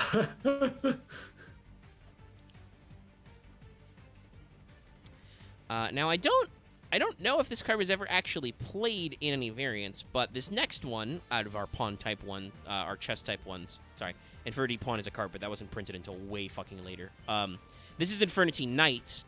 Effect-wise, this guy actually has like I think some reasonableness to him. But for now, let's look at his card art. So obviously you can tell this guy's related to the same like art style family as General, but much better. Like, this is much more subdued. He's still got, like, 6 orbs. 7, technically, because he's got a chest orb. But, like, even then, it's still, like, a lot more constrained. His proportions are much more normal. You know, sure, he's got a weird giant knife, but, you know, fucking, it's still anime, so, you know, it's over-exaggerated. But, like, this is way more subdued than General and looks better for it, to be honest. TBH. Yeah. Way more subdued. Does still have the orbs, but it's definitely better. Mm-hmm. And I'm just going to move on to the effect because I'm sure Axe and Loth are doing something else other than paying attention to this thing. Yeah. Nah, this guy looks like you remember those old robot fusion monsters? Oh, actually, I mean, probably. Which ones? Like I can't. Oh, the ones that are basically just like Robot Man, Robot Lady fused together to make. Oh yeah, Robo-Yo, Robo-Lady. Yeah. Actually, should we play? What type is it? Well, we can play that game. That might be a little. Or play what stat line? What's that line? Yeah. I mean, yeah, Chad, if you want to guess some things about this. It just makes me think of like a Tezuka design. It's probably a good grab. It feels like that era because it feels like Tomorrow World or like Astro Boy kind of stuff. It's a pretty classic one. In the pose and the coloring. 0-2200. A funny guess. I feel like General's effect could suggest you in the right direction for where Knight might be.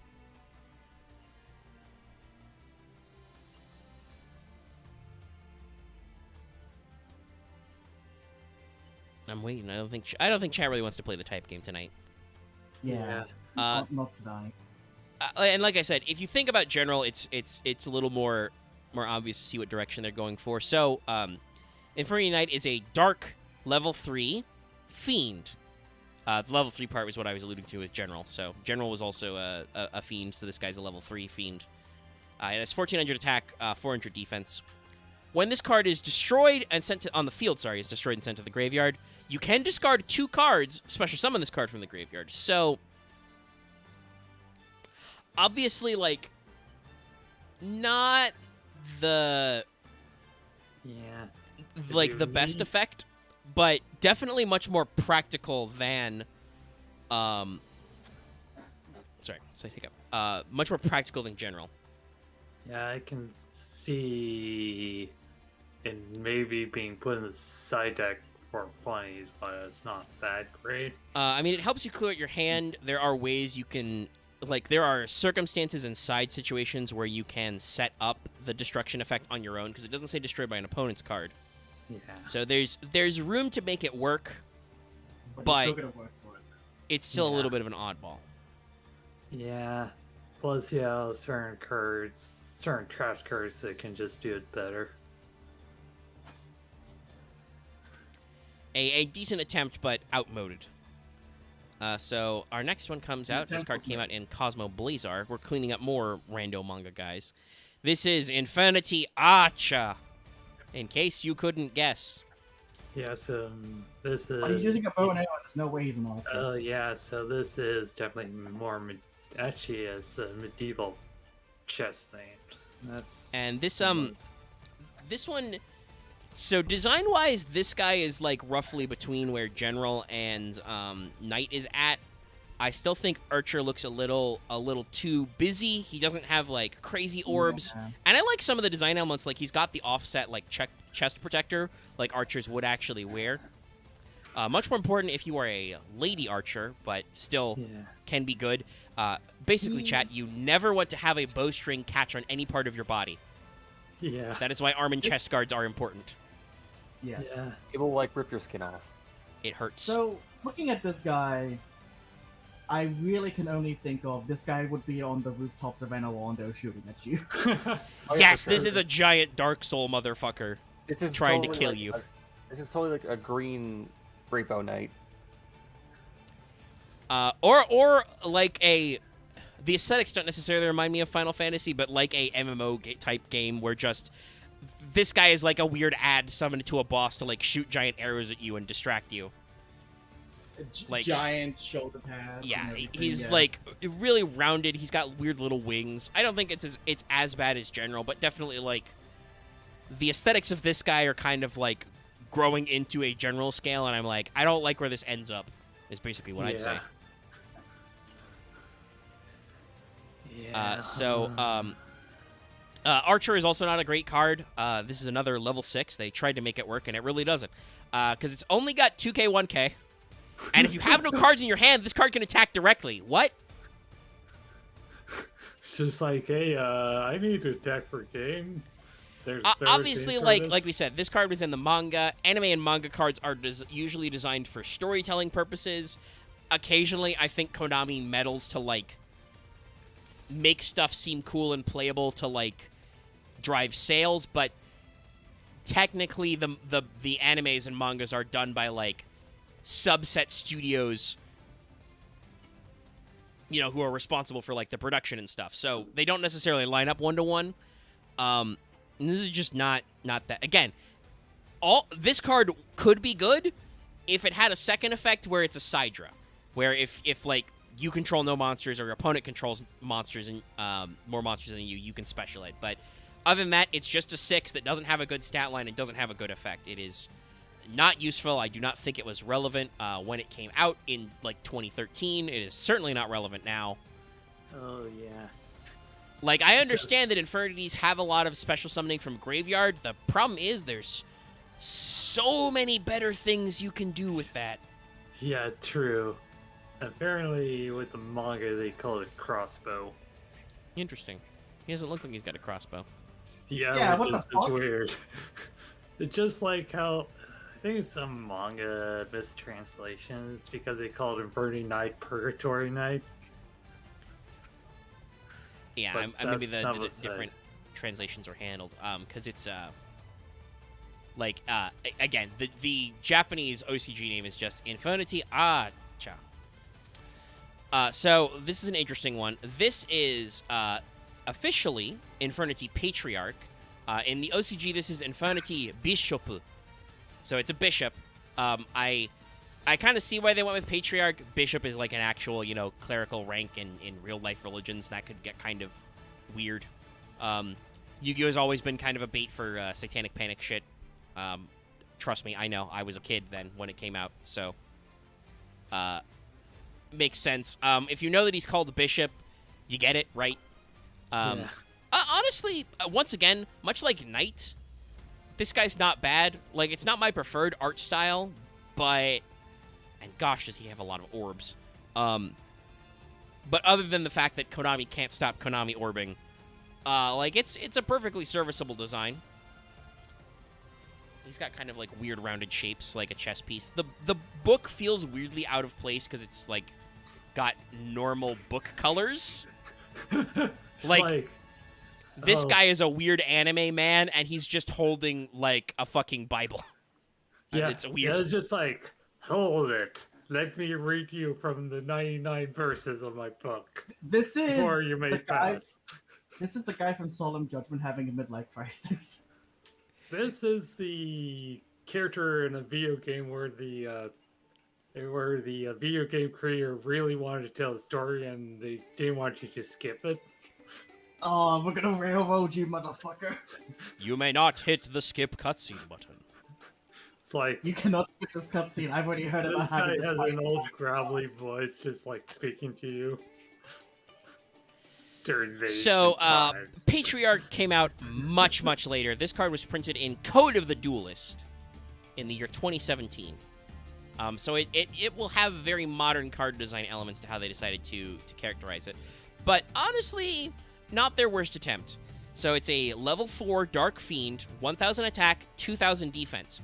If this is the only card in your hand, you can special summon it from your hand. You can only special summon Inferno Patriarch once per turn this way, so that's a hopped, which is unusual, but still. It still has a free special on it, which, keep in mind, this was Code of the Duelist, so this was very early Link era. This was a free extender. While you have no cards in your hand, if an Infernity monsters you control be destroyed by battle or card effect, you can banish this card from your graveyard instead. So, I don't know if Patriarch made it to a lot of deck lists. This was kind of when Infernity was at, like, its last grasps of being meta. It was mostly useful as an engine for, like, certain builds of Firewall FTK. But this guy is still a free extender at least once per turn, so he's a decent card to have. I think it was sort of overlooked. Yeah. Because of Fernie's... Yeah, like, technically if you draw 2 at once, that's a break because it's a hopped on the summon.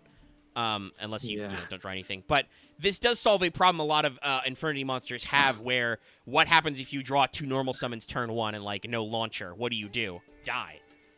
This guy can get around that by being a free special if he's the last card left in your hand. And his graveyard effect is not awful. Obviously, it's not necessarily the Infernity is not the best deck to put that effect into. Like, it's not the best shell to have that, but...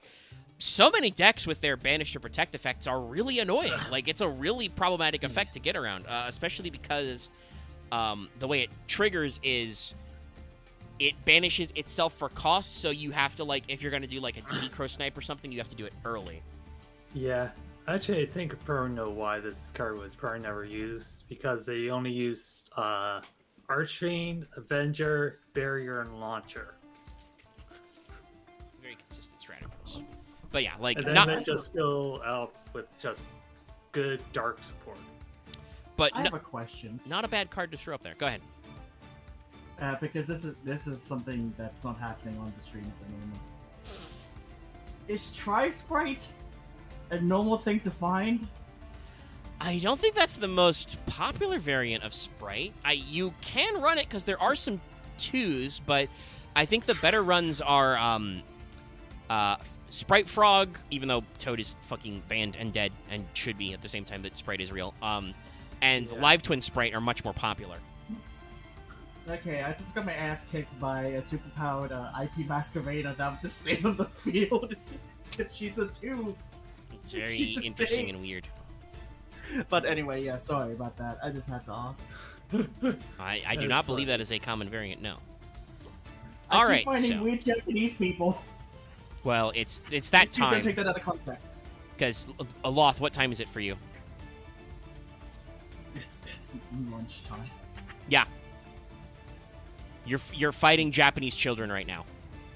No. Because it's like First of all, I'm sure that those servers are easier for you to connect, but usually when I play Master Duel at the middle of the night, I get a lot of Japanese names as well, so it's because of the way things are going. Yeah. But let us pull up our next one. Now we enter the modern MR5 era. This is 2020 and Phantom Rage. This is Infernity Conjurer. Oh yeah, I love. Oh yeah, this one. Yeah, it definitely reminds me of several anime things. But also the cloak, the shawl, whatever that thing is, the red thing. Shawl works, I think. Shawl work plus the staff with the. Actually, that's an anime hex staff. No. While the detail is much higher because this card was, made in 2020, this guy is definitely channeling, like, Necromancer, Mirage, Archfiend. Like, he looks like an Infernity card. Yeah, he looks like Mirage's twin brother. Also, this reminds me of a character in Fire Force that had covered their eyes entirely with this cloth. But I like the color scheme here. This is a pretty cool background, and it feels thematically appropriate. It's a good vibes. Yeah. Also, the way his staff looks, it looks like it's got an eye. I can't quite tell if it does or not, but it does look like it's just staring downwards at you. Yeah, plus this whole thing is like, I'm just about to cast some sick spells down on you. Some fucking conjuring. He's pointing at you like you didn't know I prepared explosive runes today. So, Infernity Conjurer is a dark level 3 fiend. He has 1200 attack, 900 defense. While you have no cards in your hand, monsters your opponent controls lose 800 attack. While you have no cards in your hand and this card's in your graveyard, you can special summon this card, but banish it when it leaves the field. You can only use this effect of Infernity Conjurer once per turn. So, unfortunately, Konami realized that once per turns are cool. But still, in general, this guy can special himself out of your graveyard if you need him. And he does have one of those, like, not necessarily like a game-winning effect, but those kinds of attack modulation, like 800 attack actually matters. Yeah, you can decrease a lot of things that you might not be before. Mm-hmm. And, like, there are a lot of good monsters that have, like, people should remember, there are, like, Sword Soul cards that attack modulate. There are, DPE technically reduces your attack, and honestly, it matters sometimes. Like, Sword Soul. There's a lot here to actually get out there.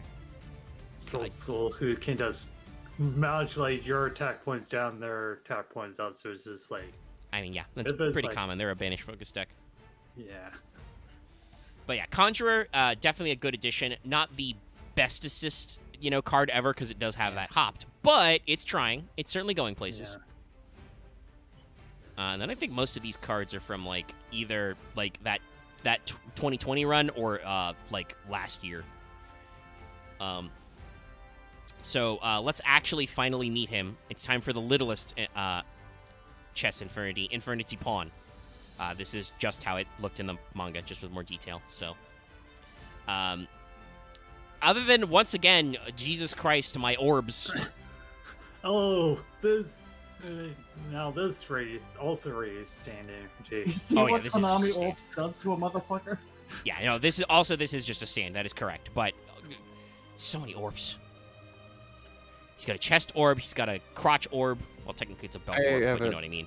I have a similar take from... How does he bend his elbows? I have a similar take from when we went through Pawner. Was it? No, this is Pawn. Okay, well, it's similar to the previous one, but it was like the Knight. Robotic chess piece of... But this one feels a bit more newer, but it feels like it's very, like, Tezuka inspired, where it's all, like... Or, like, old, like, 30s to 40s robotic. Yeah, no, this...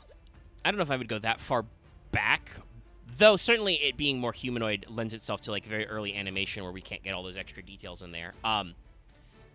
Like, this has a very classic look to it of just a guy. I'm kind of surprised you haven't brought up the fact that this guy looks a lot, or any of these guys in the chess-themed Infernities, look like they could be the mooks on a Sentai series. We haven't said that yeah, part yeah, yet. for sure. Yeah. Yeah. But yeah, Just in that especially games. when you get to Pawn, I think you can get that far. But yeah, Pawn I think is an okay one. It's the smallest one. He is another dark level 1 fiend with 0/0. During your draw phase, if you have no cards in your hand, instead of conducting your normal draw, you can banish this card from your graveyard, then activate one of these effects. Place an Infernity card from your deck to the top of your deck. Set a Void spell trap directly from your deck. So, I don't know if Pawn is a great card. It's certainly a good card for Infernity. Yeah, it allows it to get any spell trap out. Yeah, you can get any Void spell traps. Void means purgatory, so that's kind of the theme from or Void was translated from purgatory into the TCG. Yeah, but its mono effect is funnier. It just says I can't draw. Yeah, I think they found a better way to do that to make that not an infinite restriction. I think it was only used in that way because someone was trying to deck the character out. Yeah, but it lets you, when you have no cards during your draw phase, it means you don't have to draw to stock up if you so choose. Now, I think it's a little slow because remember that place 1 Infernity card you're skipping your normal draw when you do that, so you're setting up your top deck for next turn. But still, it is doing some interesting things. I don't think it's an awful card. Yeah, it's probably another card that skipped over Modern Infernities. Well, I mean, it can only exist in Modern Infernity. It's from last year. Yeah, I know, but just skipped over. Yeah, it's an interesting one to consider, but no, I don't think anybody was breaking the bank with any of this new sport to be like, oh, fuck yeah, I'm going to play Infernities. This is Infernity Sage, by the way. It's a little weird. I feel like this is like we're leaving the chess theme to get into the like a shogi theme here. Yeah. What is up with that weapon? So it's very weird. It's got a sword type hilt, and obviously it's got a crown of sword blades. I think it's supposed to be like a war fan. But it's strategist war fan. It's drawn like a sword hilt, so it's really weird. Other than that, I actually think Sage looks pretty cool.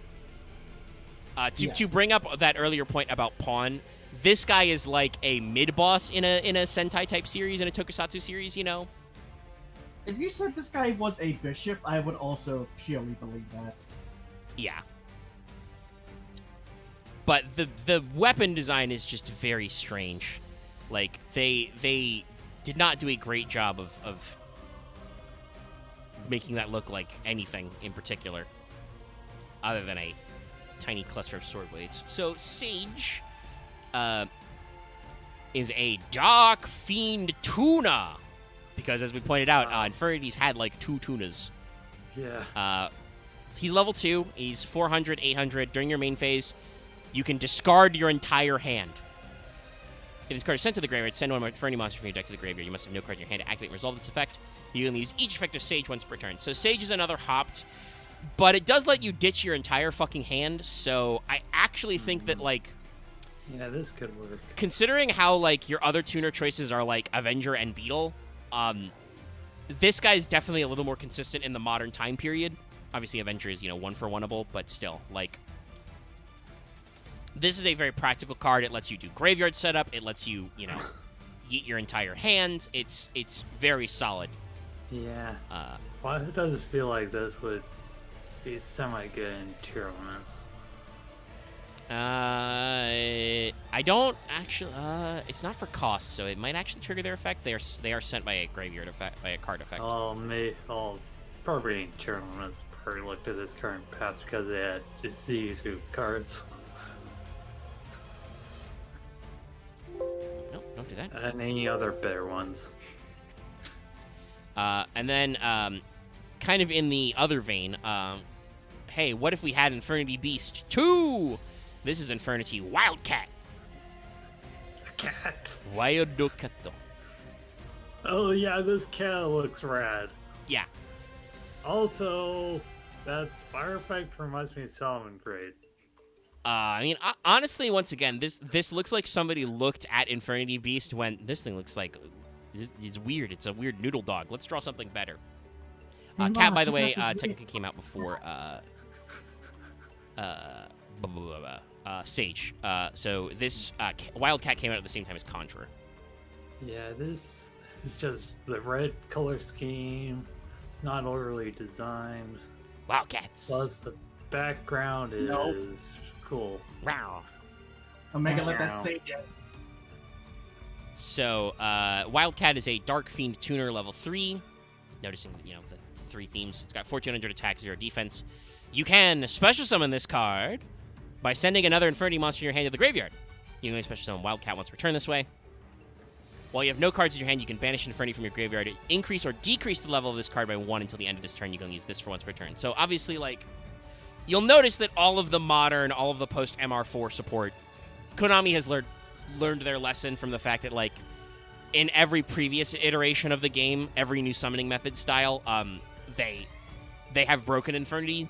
So a lot of their newer cards are much more practical. This is still a really good card for them. You can special summon it by sending another Infernity in your hand to the graveyard. You can level fix with it by banishing. Additionally, it's a level 3, so that means you can use it for, Leviair plays and other rank 3 plays. And it's very solid. Even more so than Sage, I think this is now your, premier tuner in Infernity. Because it does level fix, and it lets you special summon and clear out your hand bricking. So, obviously you can't go for the crazy, infinite looping technology, but it's still a really good card. I think the main thing that Infernity is missing is, even with this giving you, a level fix to, sync an 8. Yeah. By banishing, there's still, I think, a lot of room to improve in their extra deck presence. They still only technically have 2 directly archetypal extra deck cards, because we're about to talk about the second, because this was a super rare in Phantom Rage, and was a common in the tins. This is Infernity Doom Archfiend, or in the OCG, Infernity Hell Daemon. Hey, look, this is his evolved form. Yeah, It looks like he Infinity Archfiend evolved. Yeah. 1, 2, 3, same 4, brain 5, 6, cell. 7, 8, 9, 10. He's casting level 10 spell. A lot of shit going on. He's doing a summon animation in Final Fantasy I guess he's VII. playing Pathfinder too, because you can cast all the time spells. This is his ultimate spell. Is just you're just going to die. Die. No, Power Omega word will get kill. this. Yes, Omega level 10 will get power this. word kill. Each of those sigils are gonna shoot out a laser beam. Yeah, I was thinking that. Honestly. Yeah, no. So this is a pretty rad design, like a respec of Archfiend into, his synchro upgrade retrain. That's pretty cool. Doom Archfiend. You have to make fun of in high school. Yeah. Doom Archfiend is a Dark Fiend synchro, level 6, 2200 attack, 600 defense. He is completely generic, 1 tuner, one or more non-tuners. Once per turn, soft once per turn. It came back.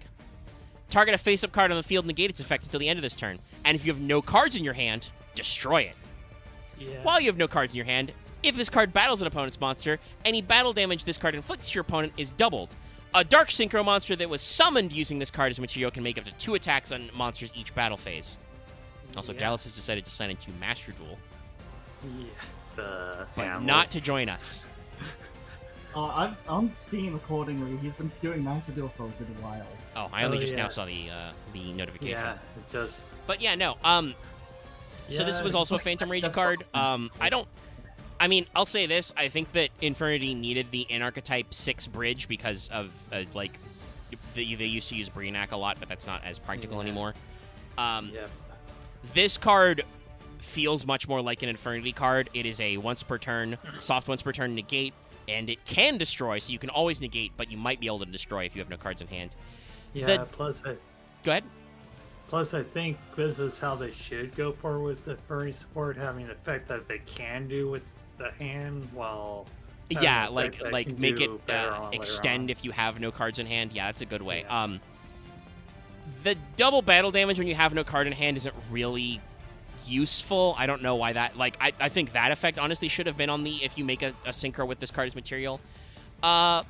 But it does also, if you synchro climb, which is probably pretty easy these days with both Sage and Wildcat, if you synchro climb into one of your big scary dwagons, which are all 8s, this does let them make 2 attacks, which can be pretty powerful. So it's a solid card. I think the main thing is just that while they've gotten a lot of good support here, it's still not enough. We probably are looking at they need to retrain a boss monster. I'm not an advocate for towers, but like maybe a new Infernity Dragon that can't be targeted while you have no cards in hands, for instance, or something. Yeah, it cannot be targeted or treated, but allows it to be still like destroyed or banished. Yeah, so like fine. something new and in vogue, you know. Similarly, like Hundred Eyes Search Effect is super nerfed from the anime, and not really relevant because I don't think you play Earthbound Immortals, because Infernities don't have a field spell. Like I really?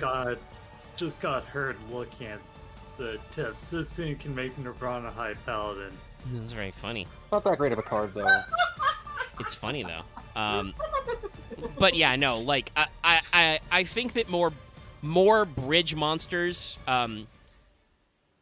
you know, that like help them climb up into their 8s, because you can't always make an 8 depending on your deck, because, you know, again, Archfiend is, you know, limited in the TCG. I guess in the OCG he's unlimited, but even then your launcher's still semi-limited, so like there's a little bit of weirdness here. And that's genuinely why I think like the OCG has relaxed on Infernity stuff, is just like what's your win con? I guess you can make an 8 so you could synchro for Chaos Magical Ruler. That's true. But that's not again in the OCG. In the TCG that guy is fucking banned. Yeah. Probably for good reason, because giving any deck a generic Sync 8 Mill 5 is not great. We Yeah, eventually hit all the Ishizu cards for that. Yeah, I know that the Inferni Loop, well, there were like 4 or 5 Inferni Loops. I think the single one was just like keep milling out 100-Eyed Dragon and just set up an Inferni Barrier field with strong monsters. But later on, they turn into Inferni. I special summoned Trishula 5 times. Yeah, Trish looping and some other weird shit. Like, I genuinely don't think that like that's very problematic these days. The main thing again is Infernities need a way to actually win the game. Doom Dragon can't attack the turn it blows up. You know, a lot of their cards have, you know, very anime-ass burn effects tacked on. Yeah. Void Dragon is a once per turn negate, and obviously if you made Void Dragon with a Doom Archfiend, it would be able to attack twice with 3k, which is pretty good. But I generally think the way that Infernity used to win games was basically a hybrid control swarm strategy. You would, you know, make a bunch of guys. You would make, like, Brionac clear the board, discard your whole hand. You would, you know, search cards like Barrier to protect your boys. And then you would just be like, okay, I've got this board. I can do this, you know, basically every turn now because my hand is empty. I'm going to just slowly whittle you to death unless you can stop me.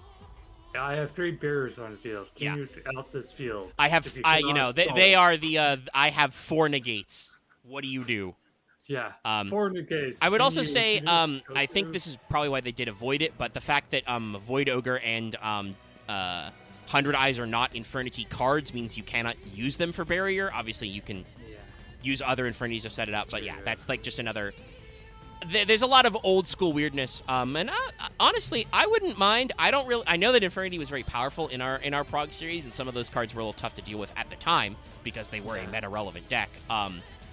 But they haven't been meta-relevant in like 3 years. It's an anniversary year, and honestly, Konami, you know, this could be good in like a weird, you know, side sit. The Dark Duelist pack sucked ass. Yeah, that was Rage of Ra. So I don't know if you want to take another crack and do Infernities and like reprint all the cards that haven't been printed in 13 years. Might be cool.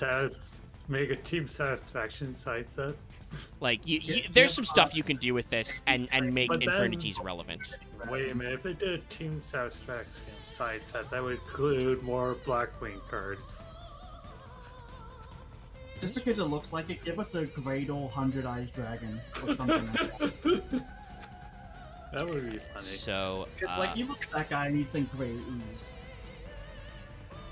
Yeah. Oh my god. What's the next one? Well, that's it for Infernity monsters. There are a couple of spell traps you talk about. Fucking Into the Void is technically censored because it's got Avenger in it, so this, I think, is the censored version with his dumb guns. You can't fucking see it. It's so stupid. I can kind of see it. I am so... basically, the fact that Konami feels that they have to take the time, and I don't know, maybe they do, but if we live in such a world where there are still such moral guardian Karens who would object, who would bust out their fucking double spectacles to see, and that he was holding real guns, that Konami feels the need to repaint this card, it's not worth the effort. It sucks so much. Anyway, Into the Void is a really important card. It is technically, through the power of Infernity Pawn, is technically related to the archetype directly, because there are cards that interface with it, but Void is Purgatory. Though, funnily enough, this is Muno Rengoku, so this means Void Purgatory or Purgatory of Nothingness. It's very funny. But this is just a normal spell. It says if you have 3 more cards in your hand, draw 1 card, and if you do, during your end phase, discard your entire hand. Which is good for Infernities. Yeah. Several decks play this as just part of the deep draw package. It's a really good card to get started. It is, in fact, limited in the TCG. I don't think because of Infernity play specifically, but because a lot of deep draw decks can do dumb shit this way. And also just because some decks are just like, yes, my graveyard is my secondary. Well, yeah, like there's a lot of decks that get around this. I think because the if you do effect is the second effect, that means that, for instance, that would trigger Dark Worlds. I think so. Yeah, because it's draw 1 card, then if you do during your end phase, discard your entire hand. So I'm pretty sure that triggers Dark Worlds. So, Dark Worlds don't need more deep draw shit anyway. So I understand why this is still a limited package. But Into the Void is a very important card that is thematically like part of Infernity. It was released with all the Infernities way back in the Shining Darkness. Like this is an old school card to talk about as well, even though it is not technically an Infernity. They did try to do some like other weird Void like spell trap support, but I don't think it did anything. Like that's Cauldron is one of those cards. Yeah. Then the weird other ones like Paranoia and Zero Max. Yeah, I'll skim them. Let's see. But I don't think Void Cauldron is a continuous trap card. If this card is sent to the graveyard, if you have cards in your hand, if an Inferni monster or a level 8 Dark Dragon Synchro be destroyed, you can banish an Inferni instead. That card is useless. Infernity Break is banish if you have no cards in hand. Banish an Inferni to your graveyard to destroy a card in your opponent's field. Infernity Force is basically an Infernity Mirror Force. When Inferni is selected as an attack target while you have no cards in hand, you destroy the attacking monster, special summon Infernity. Infernity Paranoia, which, by the way, shows 100 Eyes Dragon. It's pretty funny. That came out in Phantom Rage. Actually, this card is fucking sick. Let me pull that up. Just because it's cool to look at. I have now put on screen Infernity Paranoia. Roar. But that is tribute to Dark Monster, special summon an Inferni from your deck or graveyard with the same level but a different name, but negate its effects during your main phase. Except when it was sent to the graveyard, you can banish from your graveyard, target Inferni in your graveyard, add it to your hand. You can only activate 1 per turn. So just an okay card to play in there. Let's see. Reflector lets you discard all your cards in hand when you Inferni destroy a battle and special summon a monster from your graveyard and inflict a 1k to your opponent. That's really weird. I think it was actually used, but it's not great. It's just like short of 100 Eyes. Yeah. Back in the day, there was Zero Max. I'll activate only if you have no cards in hand. So I think that means, by the way, you have to set it first. Special summon an Inferni monster in your graveyard, but special summon all monsters with lower attack than it. But you can't battle phase. So Zero Max isn't relevant. That's an old card. Wave Motion Inferno is if you have no cards in hand, Inferni monsters gain 400 to 4 attack and defense. Send this card face up to send all cards in your hand to the graveyard. Oh, I wanted it to just be they basically just built their own Wave Motion cannon. No, it's not quite that way. Contract with the Void is another recent card. This was from the same block of manga type cards. If you have 3 more cards in your hand, discard your hand, then special summon an Inferni or a level 1 or level 8, sorry, 1 level 8 Dark Dragon Synchro from your graveyard. So Contract of the Void is also not awful for the same reason as Into the Void, because it's just if you have 3 or more other cards in your hand, you can discard your entire hand to get a guy out of your graveyard. It's just not good all the time. And then our last one is to talk about, I think, is a card which, by the way, was technically just released in Master Duel and will be coming soon to the TCG in Maze of Memories, so it's a good bridge card. What has been officially localized to our entire collective regret as this creepy little punk. In Japanese, it is Maimodata Shinigami, which means Return of the Reaper. It would be an infinitely better name, but we decided to do a dub quote instead. It could have just been... I mean, you could have translated it literally as Return of the Reaper, and it would have been much cooler, but... Yeah, that name is entirely for Dallas. I don't even know if it is. Dallas doesn't like 5Ds that much. He likes the dub versions of it. He just likes jank. But this card, first of all, it has a parenthetical. It always counts as an Infernity card. Special summon one of your Infernity monsters that is banished or in your hand or your graveyard. So it's just a normal spell that special summons an Infernity from banished hand or graveyard. Very funny. If a face of Infernity is destroyed by battle or leaves the field because an opponent's fire deck while its cards in your graveyard, you can set this card. You can only use each effective creepy little punk once per turn. So it recycles itself, and it lets you summon back your boys. I don't think this is going to break Infernity. I don't think it's designed to do that, because it's an anniversary card. This was in like an animation set in Japan, and it's going to be in it was the History Archive collection, which is kind of a celebration of all the like anime series they put out, at least using the core rules, and is going to be in Maze of Memories, which is a anniversary set. So it's not going to break Infernities, but you can play it right now in Master Duel. So like try it out if you want. It's another good normal that works.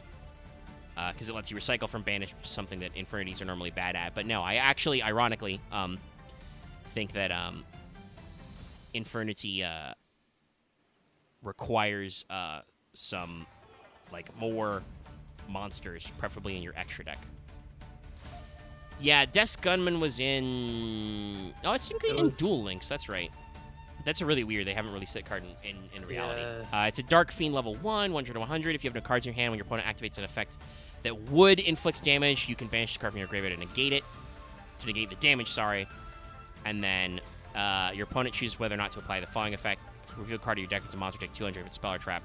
If it's 200, then shuffle your deck. Yeah, I don't know. Honestly, I think the reason why that card has probably not been brought over to real life is it's not that great. Yeah, it's not great unless you can somehow set up your deck. It was in the anime. This is an anime type card to negate effect damage, so yeah. They should probably print it, and they did just announce another Animation Chronicle, so maybe they will finally. But this is absolutely a card you put in a weird side set because it's not really useful. It would still be good to have for the collection, you know, but no, I think Infernity needs some extra deck monsters. It needs more synchros to make with their toolbox, and not rely on generic synchros, which, you know, can get fucking banned. Yeah, I think Dark Magical Ruler Dragon was a Dark level 8 synchro, but he got hit in the TCG. Yeah, I think they could also release Infernity 0, which is a weird card. Also, honestly, it might work for synchros or for rank plays. If you're gonna give them like level 6 or 7 monsters, give them Sidra type effects. They need inherent specials, okay? Yeah, in this day and age, Sidra. You need to Sidra them. But let's actually talk a little bit about some fun legacy stuff, because y'all know I'm hype. But Maze of Memories has been fully set spoiled. It comes out this upcoming month. It's been fully set spoiled. It's got a lot of cards like this one that is currently on screen for now. Yeah, Philly Casual just talked about the monster stuff. Yeah, I remember seeing that and seeing TGS anime doing this, and then he cropped the images from his stream. Okay, so is that the final Infernity card? Yep. Yeah. Oh, shit, fuck. Yep. Okay, you guys are gonna go over the labyrinth cards. I would be here for this, but I'm getting the urge to hunt for horses, birds, and all that. Yeah, That's you're fine. getting FOMO. It's not like I don't have shitloads of FOMO when you guys do the Heavensward stuff I can't even get at yet. Or anything. Anyway. Oh, Kill that for shit. Now that he's sufficiently cohesive, it's time for me to Oh, leave. that's the game capture. I need to not do that, because... Hold on. No. I gotta switch back. It's also mainly because I have nothing to add with Gate Guardian. I just think it's what they've done is neat. That's fair. I forget their effects. I remember hearing Alright, some of them, okay. but like You're I gonna only heard one. You're all gonna ditch really me. good. I'm nettled. I'm still here. Yeah, but you activated Axe. I can see you through Steam. I see what you're doing. I'm just getting It ready just for makes later, me 'cause I feel have to- shittier. It's a queue, man. Come on. It's not that long. I'm fucking on PS5 on free You trial. I can still get queues like wait. 15 dudes. It's no problem. Anyway. Whatever. I'll debate 14 stuff at a different time. Okay. Sorry. I realized that when I switched over my window, I did not pop it out, so I will pop it into a separate tab and actually, like, do that part. So that I can, like, click over to my fucking music and the live streaming tab and stuff. But yeah, so let's talk about the new Gate Guardian shit. Because it's actually really interesting, and I think it's okay. I don't know if it's good. EDO Pro hasn't updated, so I can't, like, lab out builds like I was able to do for Nouvelle, which actually does seem pretty consistent and cool. No, YouTube is telling me there's not enough video. Hopefully there's no buffering. But hopefully it'll sort itself out with the widget and stuff. Yeah, I've moved Gate you over, Guardian chat. Now in So they retrained a couple of monsters that were already associated with the Git Guardian, which is, you know, pretty fun. Starting with Labyrinth Heavy Tank. This, by the way, not this directly, though I suspect they may have known that they were planning on some, like, Gate Guardian type stuff for an anniversary year. This is why the Labyrinth archetype is spelled very weird in English. But Labyrinth Heavy Tank is a dark machine monster. It's got 24/24. It's level 7, which I believe the original Fusion version was. No idea why that was a Fusion card, by the way. It wasn't in the anime. That was a thing that the early card game did a lot. But you can, just straight up, you can normal summon this card without tributing. It can't attack the turn it's normal summoned, but you know what? Tributes? Fuck those. During your main phase, you can place one of your Sangha of Thunder, Kazugen, or Suijin that is banished in your hand or deck face up in your spell trip zone as a continuous spell. Then if you control a Labyrinth Wall card, you can destroy one monster your opponent controls. You can use this effective Labyrinth Heavy Tank once per turn. So this is going to be a continuing theme. I believe this is how, it's been a while since I watched those episodes, but I believe that's how they represented them setting up the Guardian pieces to summon Gate Guardian, was they played them in the spell trap zone as their, like, sealed box forms.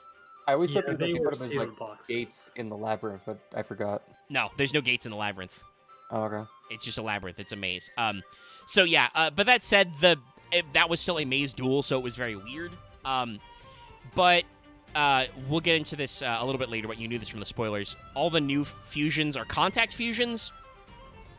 So technically, putting them in your spell trap zone to unbrick them from your hand or whatever works. And I don't think you really need specific spell traps to make this new Gate Guardian deck work. It is still a little weird to me to, like, suck up your spell trap zones that way. We'll talk about it some more as we go down the line. Next is Shadow Ghoul of the Labyrinth, a dark zombie effect monster at level 5. It's got the same stats as a Shadow Ghoul. You can discard this card, add a Labyrinth Wall card from your deck to your hand, so you can technically do the equip spell, but don't do that. That's bad. At the start of the damage step, if your monster battles while you control a Labyrinth Wall card, you can banish this card from your graveyard to destroy that opponent's monster. You can only use each effect once per turn. So this is just a card like the old school, like Harpy Queen and Legendary Fisherman and shit, Legendary Ocean Man. You pitch this to get your field spell, basically.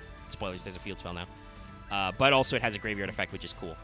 Now let's actually talk about the fusion. So the biggest one is Gate Guardian Combined. A Dark Warrior. Because these are also warriors, by the way. Perfectly normal human men. With their journey out. So this is actually like probably what Gate Guardian should have been. This is a level 12 Dark Warrior fusion monster, 3750 attack, 3400 defense. Its materials are Sangha, Kazejin, and Suijin. Must be special summoned from your extra deck by banishing the above cards from your hand, field, or graveyard. That's right. Banish from hand, so not bricked, field, or graveyard. So it's like ABC or the XYZ Dragon Cannon stuff, but on steroids. Yeah. When your opponent activates a card or effect that targets cards you control, quick effect, negate it, and destroy. You can use this effect of Gate Guardians combined, or Gate Guardian combined, thrice per turn. Very funny to say. I think there's only like 5 cards that say thrice. Yeah. If this face-up special summon card in its owner's control leaves the field because of an opponent's card, special summon one level 11 or lower Gate Guardian monster from your extra deck, ignoring its summoning conditions. So they fucking Matryoshka doll. They reverse summon themselves as well. So like not a perfect boss because it's only targeted effects, but still thrice per turn negate, not awful. And if your opponent blows it up with like a Raigeki or a Dark Hole anyway, or a Lightning Storm, you just are like, okay, next guy. So we have a couple of different Wambo Cambos then. So you've got Gate Guardian of Thunder and Wind. That's Sangha plus Kazejin. That's 25-22, a level 9 Light Fusion Thunder. Must be special summoned by banishing the above cards you control. So not from hand, field, or graveyard. But remember, you can ignore summoning conditions. During your main phase, add a spell trap from your deck to your hand that mentions Sangha, Kazejin, and Suijin. You can only use this effect of Thunder and Wind once per turn. If this face-up special summon card is controlled, special summon one of your banished Sanghas or Kazejins. So it goes back. It floats. Wind and Water is Kazejin plus Suijin. 2450, 23. That's a spellcaster. Because I think Kazejin might be a spellcaster. Anyway, when this card must be special summoned by banishing the above cards. When your opponent activates a spell trap or spell trap card or effect on the field, negate the effect. And you can use this effect twice per turn. If this face-up card is removed, special summon Kazejin or Suijin. And then Water and Thunder is those two guys together. Special summon, blah, blah, blah. Once per chain, quick effect. Once per chain, by the way. Target a face-up monster your opponent controls, make its attack 0 until the end of this turn. You can only use this effect twice per turn. And then if it leaves the field, make Suijin or Sangha. Your field spell is Labyrinth Wall Shadow. Pretty bitchin' looking card art. Yeah. Monsters can't attack the turn they're summoned, except monsters whose original level is 5 or higher. So first of all, this means Lynx, Xyz, fuck you. But also, Piercing the Darkness doesn't directly work because none of the actual Gate Guardian pieces are normals, but reminds me of like what Piercing the Darkness type stuff does, so very fun. During your main phase, you can place one Sangha, Kazejin, or Suijin that is banished or in your hand or deck face up in your spell trap zone. At the start of your opponent's battle phase, target one monster your opponent controls with 1600 or less attack, destroy it. So the battle phase effect is kind of bad. It's only during your opponent's battle phase you get to pop one of their small monsters, but it's the kind of thing that'll catch your opponent off guard. But generally, as a not unfair floodgate, because most big bosses in Yu-Gi-Oh! Are high level anyway. Yeah. So just like this doesn't stop synchros and this doesn't stop fusion monsters. It's just Lynx and Xyz that are blocked from attacking, and it doesn't have any protection against being popped. So if your opponent really wants to get rid of it, they can. Yeah, it's level 5 or higher. But once per turn during your main phase, you can place a Sangha or Kazejin or Suijin, which is pretty good. You've got a quick play spell card, Double Attack, Wind and Thunder, with 2 exclamation points. If you control a Gate Guardian monster, target a card on the field, destroy it. During main phase, you can banish a card from your graveyard to add Sangha, Kazejin, or Suijin that is banished or in your deck to your hand. You can only use each effect of Wind and Thunder once per turn. So just a solid pop, interruptible. And then they retrained some other shit. So we've got Ryuroku Guardian, because they used Ryuroku in the original. If your life points are lower than your opponent's, target one monster you control with Gate Guardian, its original name. Halve your opponent's life points. Then your monster gains attack equal to your opponent's life points. So you play Upstart in this deck, by the way. Yeah. Oh, that's a nice 10k life points that you have there. Slurp. Or if they have somehow got to 32,000. Yeah, there's a lot of great fun stuff you can do here. You can banish this card from your graveyard, add a Sangha, Kazujin, or Suijin that's banished right in your deck to your hand. These each effect once per turn. And a continuous trap card monster, Prey of the Jirai Gumo. Special summon this card as a normal monster, level 5, 2100 attack, defense 100. During your main monster zone, in its same column, this card is still also a trap. Then destroy one monster your opponent controls in this card's column. You can banish this card from your graveyard, add Sangha, Kazujin, or Suijin. So yeah, honestly, like, it's not perfect, but all of the big guys float all of your new Gate Guardian cards, recycle them from being banished or in your deck. I honestly think you only probably have to play one copy of the big boys to make it work. Yeah. I think it works as like a local deck, but I don't think it. I don't know yet if this is very competitively viable. It's probably Master Duel ladder viable.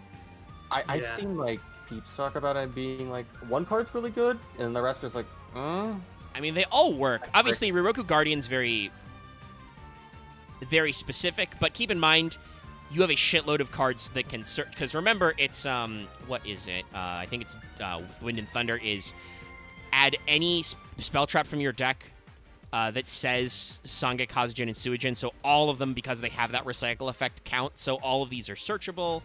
Wall Shadow, Labyrinth Wall Shadow is searchable both with like Metaverse and Terraforming, and also with by pitching Shadow Ghoul.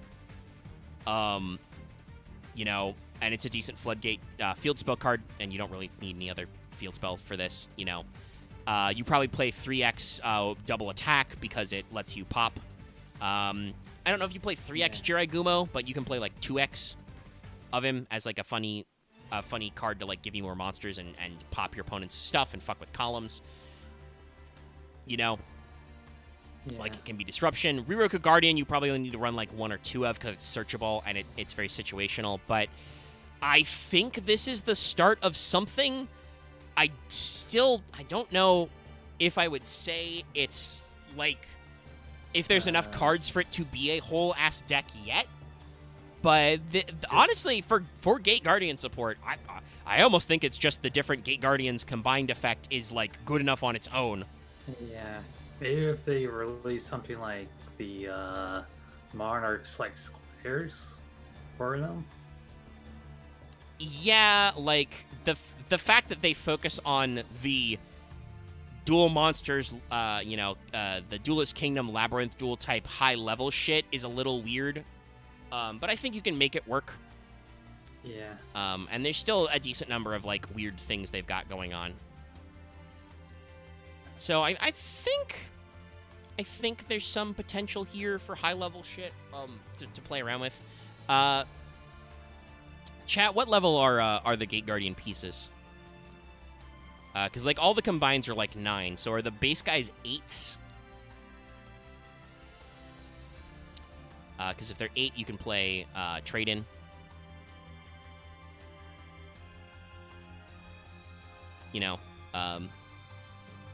If they're 7s, you could technically play Sacred Sword of the 7 Stars because you can recover from Banish, but that wastes resources to do. They are 7s? Okay. 7s. Yeah. Yeah, that's a little rough, but like I said, you still probably only play like 1 copy of each, and then you just cycle through the boys. No, the Wombo combos are 9, yeah, but we got 7. Right, the individual pieces so are individual types. I don't really know. Like I said, my main problem is just once you max out on these new cards, what's the rest of your deck? Like I think the strategy is good. It's just you can't.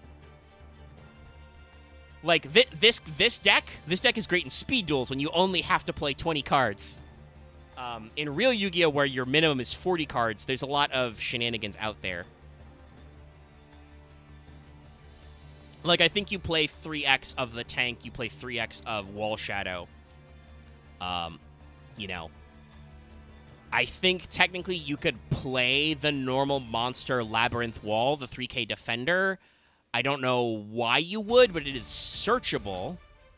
Yeah. It is a 3K Defender, so, like, that has its uses. And it is a normal, so I don't know if that helps with anything you've got going on, right, with other edge case support cards. Like I said, for supporting Gate Guardian and retraining Gate Guardian as a contact fusion and making it, like, relevant and cool and new, Well, first of all, Kashyyyra is not going to live that much longer, and also, no, it really doesn't. Like, that doesn't help. Like, Kashyyyra doesn't actually love level 7s. They just happen to be level 7. I think because somebody at Konami really liked Diabolus the Mind Hacker. Yeah. Like, I'm pretty sure if I remember MBT explaining the engine package well enough, the main thing is just that they are Kashyyyra monsters, so they become rank 7s to make, Arise Heart and Shangri-Ira and shit. Yeah. I don't actually think any of their plays necessarily revolve generically around level 7 monsters. Yeah, right, and one of them is Zodiac. I mean, obviously you can, stack hand traps and shit, but my main thing, like I said, is I think these are all really cool attempts to retrain Gate Guardian and make him, like, relevant and cool and kind of still feel, like, appropriate to the anime. And I think they're all good cards. The problem is just I don't know if there's enough of them. And, like I said, this is it. We know the whole set. It's all just, reprints and OCG imports and stuff. So it's all right. It's a little loosey-goosey, but it's doable.